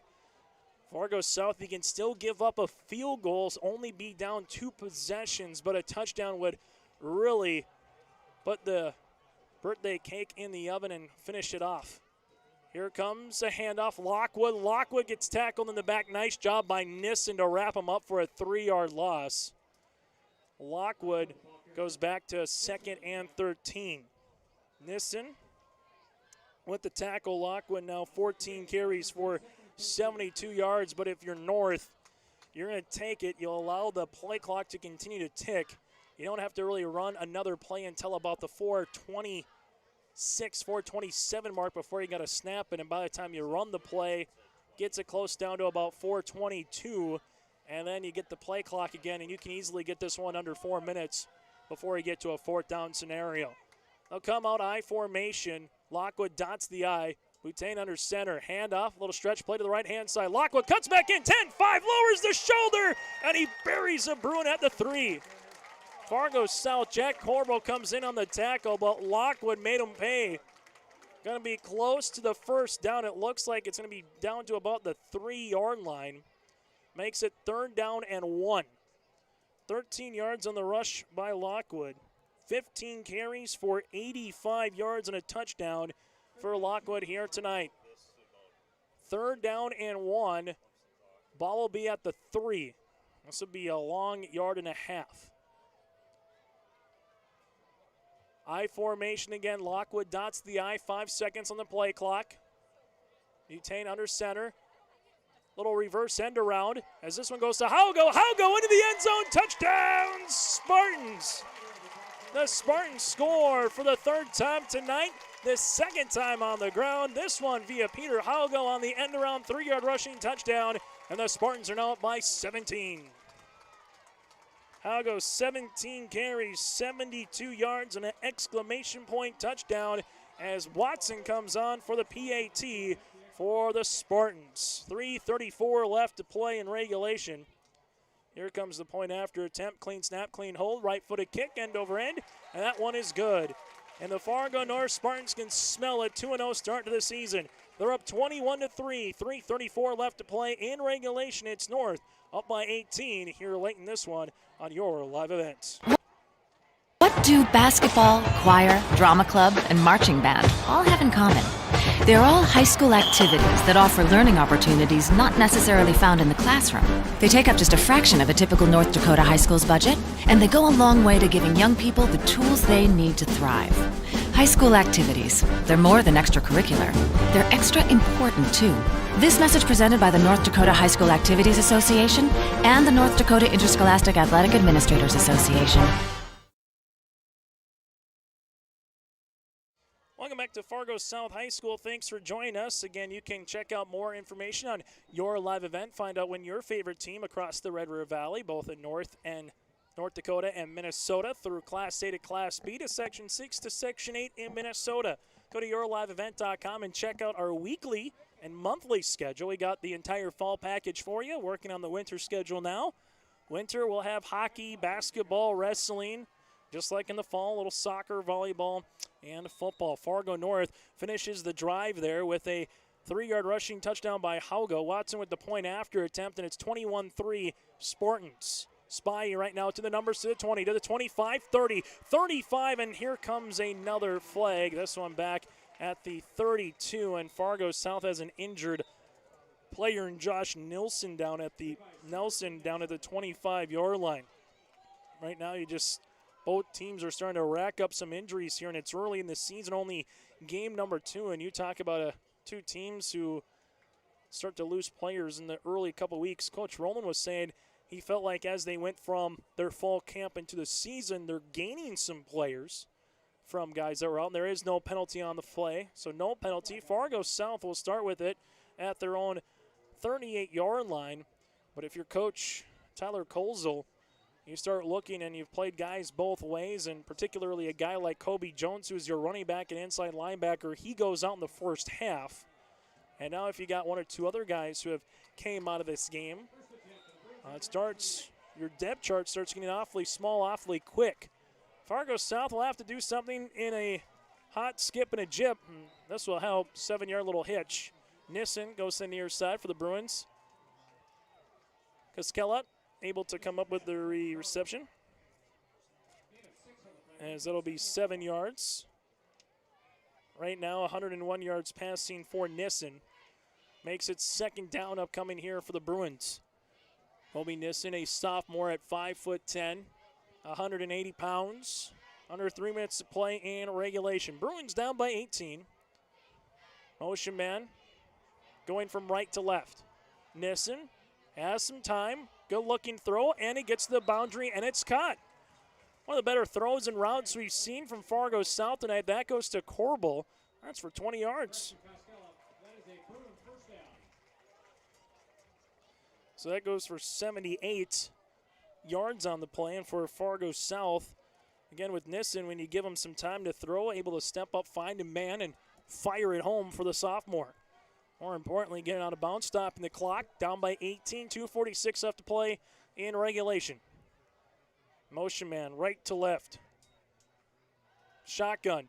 Nissen going for the deep ball, looking for Corbel, puts it right in on the spot. Was he in bounds past the 10? Yes, he is, down at the 7-yard line. That goes for 37 yards and 3 straight completions here by Nissen. And Corbel able to get that one. 108 yards, make it 115 yards for Corbel. Talk about a drop in the bucket kind of throw by Nissen. Again, the sophomore showing you why he's part of the starting lineup here for the Bruins with these last couple of throws. But this one, high snap, Nissen gets on it. He's back to the 15, then a wall of Spartans are there. And that has kind of been the night for Fargo South. 1 step forward, 2 steps back in this kind of game. Do something well, whether it's a punt return for a touchdown from 80 yards, a hold. You kind of get these plays where you finally start feeling like everything's going your way, and then just, again, you stub your toe. The clock at 2:10 and counting here before we get to the end of this one. Fargo South, though, knocking on the door, need to put something in and try to cut the deficit down to potentially 10 or 11. But first, got to get 6. Nissen down the middle, strikes incomplete. Looking for Corbel in on the coverage, Ethan Welk, and it's going to be incomplete for Fargo South. 3rd down upcoming for the Bruins. Fargo South is unable to get this one in. All that Fargo North will have to do is take a couple knees, and it'll be officially final if the Bruins are able to put some points on the board. We'll see the onside kick upcoming. 3rd down and long for the Spartans, for the Bruins. 3rd down and goal as they'll reset the play clock. One wide receiver to the near sideline, trips left in the gun. This one, Nissen, QB keeper. Nissen makes a man miss, gets to the boundary, to the 10, to the 5. Awfully close as he's taken down by Welk. Not before a 13-yard rush by the quarterback in Nissen. 6 carries for 25 yards makes it 4th and goal at the 4. And for the Bruins, Nissen was able to get out of bounds as the clock stops here. This one's got to get into the end zone or try to get Fargo North to have a defensive penalty on this particular outcome. Again, great looking crowd here for both Fargo North and Fargo South. Near capacity. Nissen shotgun. Trying for it, goes up, and that's going to be picked off by Fargo North, and there goes the Spartans. Hannestead on the far side, 40, 50, 40, 30. No one's going to catch him. It's a 95-yard pick six for Hannestead, and that one does it. It's Fargo North 27, Fargo South 3. On the 6th turnover of the game, the Spartans have a pick six. Hannestead gets that one with 1:32 left to play. North gets the score. Hannestead with the 95-yard pick six. Tough one as they were going for Corbel, but just couldn't quite get it. Again, had to climb the ladder, and the lights have gone out. The lights have gone out here. It's not just... Fortunately for us, the press box, everything's okay, but the lights have officially gone out here at Fargo South with 92 seconds left to play in the 4th quarter. And the lights just went dark. The game clock and the play clock, the scoreboard is on. Now it feels like we're at a rock concert where everyone's bringing out their cell phones and trying to finish off this game. If this was in rural North Dakota, you'd ask everyone to bring the flashlights or the headlights in a car out and try to conclude this one. And it had to happen with 1:32 left in the contest. So don't adjust your screen, but we'll adjust the score here as it is, again, 27-3, Fargo North with the advantage with 92 seconds left to play. And now all of a sudden, this is where you don't want to be an activities director. For Mike Beaton, you're trying to track down someone. There he goes. The lights are back on. The North faithful might be saying, hey, it's time to put out the lights on this losing streak against Fargo South. That's just one of those that you just kind of see what happened a little bit and get yourself back into where you were. And here comes the point after attempt with Watson. This to make it a 28-3 advantage. Fargo North right now in 2 games, they've outscored their opposition 48-3. This one, end-over-end kick is good. 28-3, Fargo North over Fargo South. 92 seconds left to play in regulation. We're back with kickoff after this here on your live events. Yes, I found out way more than just like sports. I met a lot of people just on my floor, and then different activities you could go to that were on campus. For sure, I'll look back at all the memories and love it. My name is Grace, and I'm here for my future. First week of college, I can't tell you how many friends I've made. It's a family, you know what I mean? Like every time I go to a meeting, like everyone knows my name. They're always kind to me. I love it. I can't explain how much I love it here. My name is Junior, and I'm here for my future.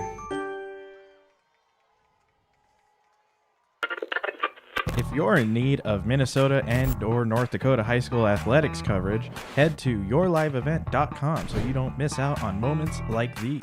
Straight up the middle, bounces, he's open, he's down the field, touchdown, Nuggets! Go to our YouTube page at Your Live Event, powered by Halstead Telephone Company and R&J Broadcasting Incorporated. Intercepted! Follow us on Twitter at Your Live Event 1 and on Facebook at Your Live Event. As we're back here at Fargo South High School, the lights are back on again, and Watson puts this one on the tee. And over and kick goes to Spy back at the 7-yard line. Spy to the 25, to the 30, gets to the boundary, 34, and then he's wrapped up there. Fargo North, 84 seconds away. Again, since the turn of the century, this series has been the Bruin Paws stamp. Fargo South 19 wins to 3 losses against Fargo North. The Bruins are 17-1 entering this game in the last 18 against the north side. But that all is going out the window here tonight. Fargo South back on the field, 5 turnovers in this contest. Make it now, again, 6. Here comes the handoff. Sandus right up the middle to the 40, 45, 50. Sandus 45 fumbles almost the ball. Gets to about the 40-yard line. So 26 yards on the rush by Sandus. 5 carries now for 40 yards. Brings up first down and 10 with 75 seconds left to play. Nissen will come through, and it's a tough game. 4 interceptions, 2 fumbles for Fargo South against 6 turnovers. First down upcoming here for the Bruins with 60 seconds remaining in regulation. Low snap, Nissen handles it, gets the numbers at the 40 to the 35 and taken out of bounds at about the 35-yard line. 7 carries for 30 yards. Fargo South 12 points in their 2 games of 4 field goals, as Kobe Nelson right now is getting helped off the field here for Fargo South, as he's going to be leaving with some crutches, and that is a big blow not just to Tyler Colza, but also the kind of athlete that he is on the basketball court as well for Coach Mike Hendrickson and the Bruins. You hope it's just nothing more than a tweaked ankle or something of that nature. Here comes the handoff to Sandus as he's rolling his way past the 30 to about the 29-yard line. 7 yards on the rush. Sandus right now 6 carries for 47 yards. First down for the Fargo South Bruins as Nissen comes back on the field with a first down opportunity. Fargo South drops to 0-2 on the season. They'll go to Valley City next. For Fargo North, they go to 2-0 on the year, and they head to the Queen City with a date against the Dickinson Midgets. 1st and 10 Bruins here against Fargo North. Shotgun, Nissen winds, delivers, throws. This one in the end zone. Incomplete. Fargo North has yet to give up a touchdown this season with 20 seconds left in the 4th. They shut out Valley City, gave up a field goal here tonight, 40 yards out.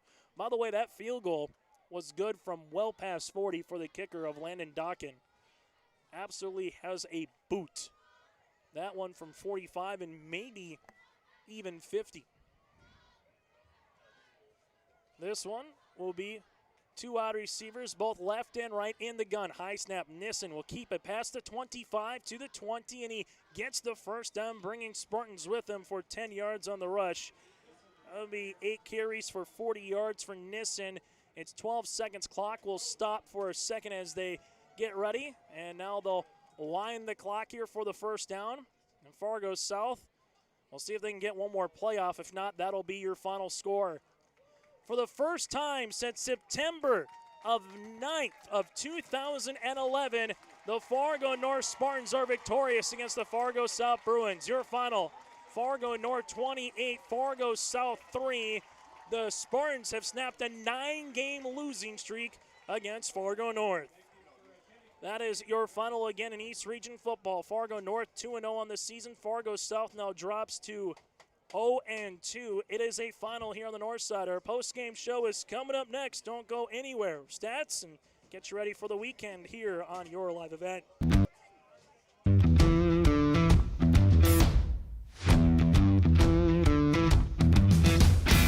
Degelman does put the effort and time into their employees by training them. It's something that you think you couldn't do, but you can actually do it because you were trained to do it. Once I got my confidence up, now I just feel pride. I'm very proud to be leading the team that builds the toughest product in the manufacturing and agricultural industry.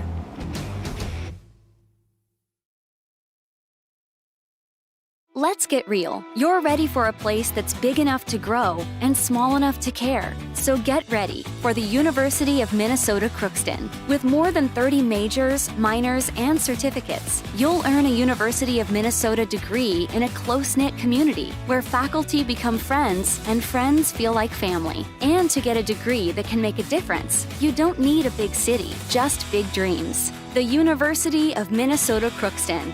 Real, hands-on, ready.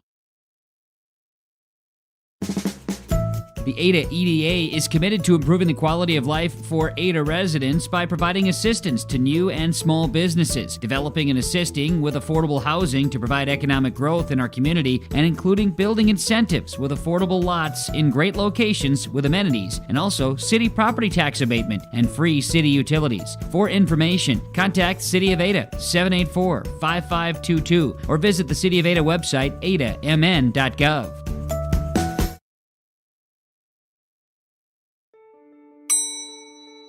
Schedules can be a slippery slope. With yourliveevent.com, that's just not the case. Find schedules for select Minnesota and North Dakota high school athletics at our website. That's www.yourliveevent.com. For schedule updates, follow our social media pages.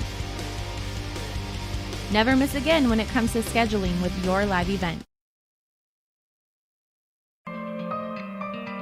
For all your flooring needs, look no further than Carlson Customs Incorporated. From tile, Cortex, and laminate flooring, waterproof floors, shower tiles, and carpet, you are sure to find what you need to update or create the perfect feel in your home or business.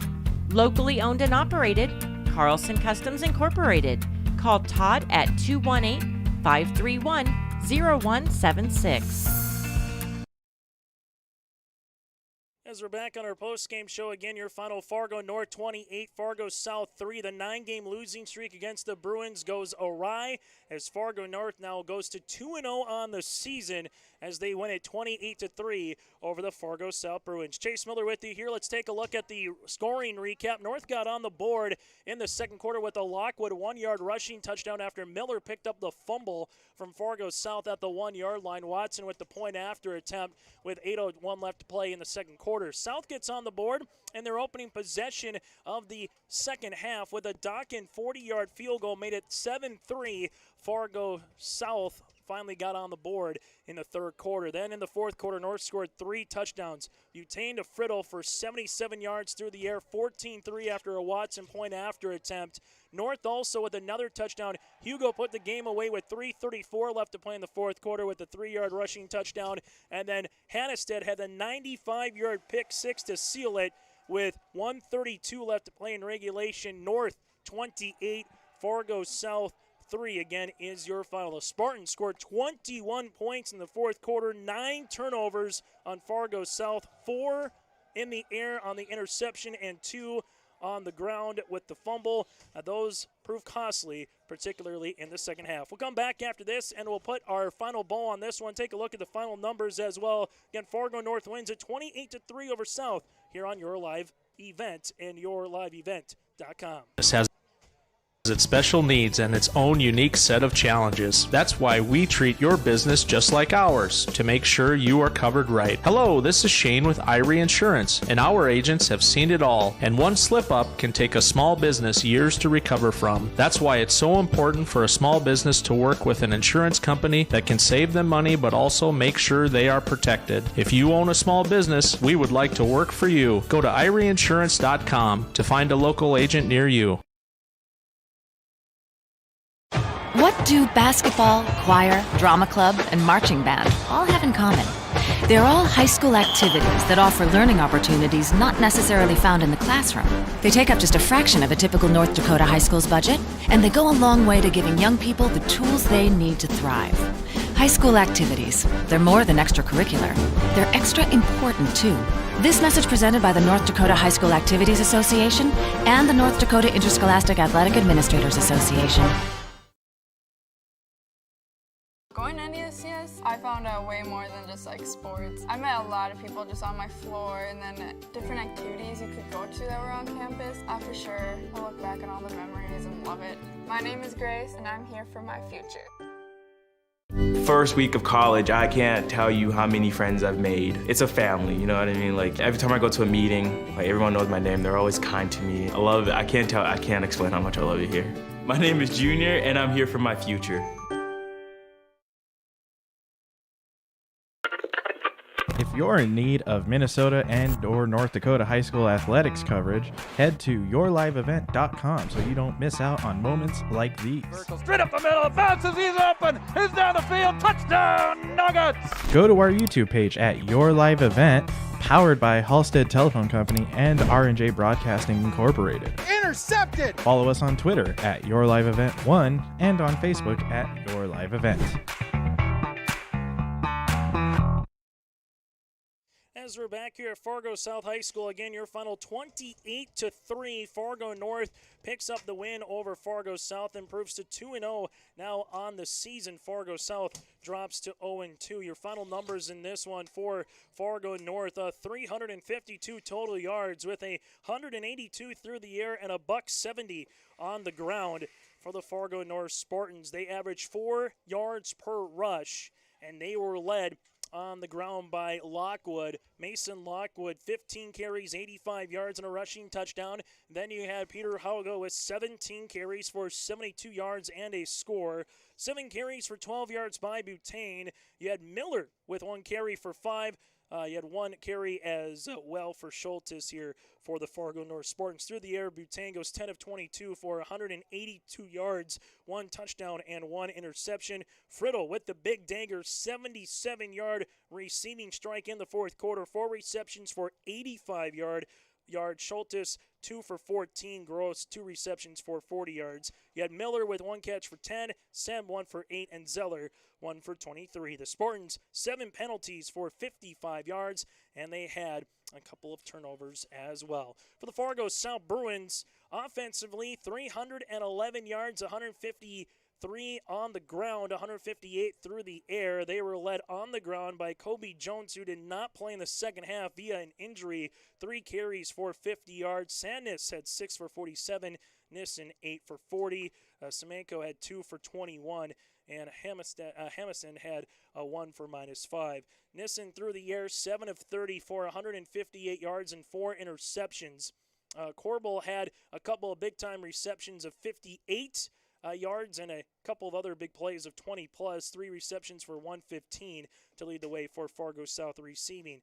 8 penalties for 65 yards, 2 fumbles and 4 interceptions, 6 total turnovers here for the Bruins in this one. Tough game for Fargo South, but as Coach Kozel said, a lot of sophomores, a lot of underclassmen getting some playing time.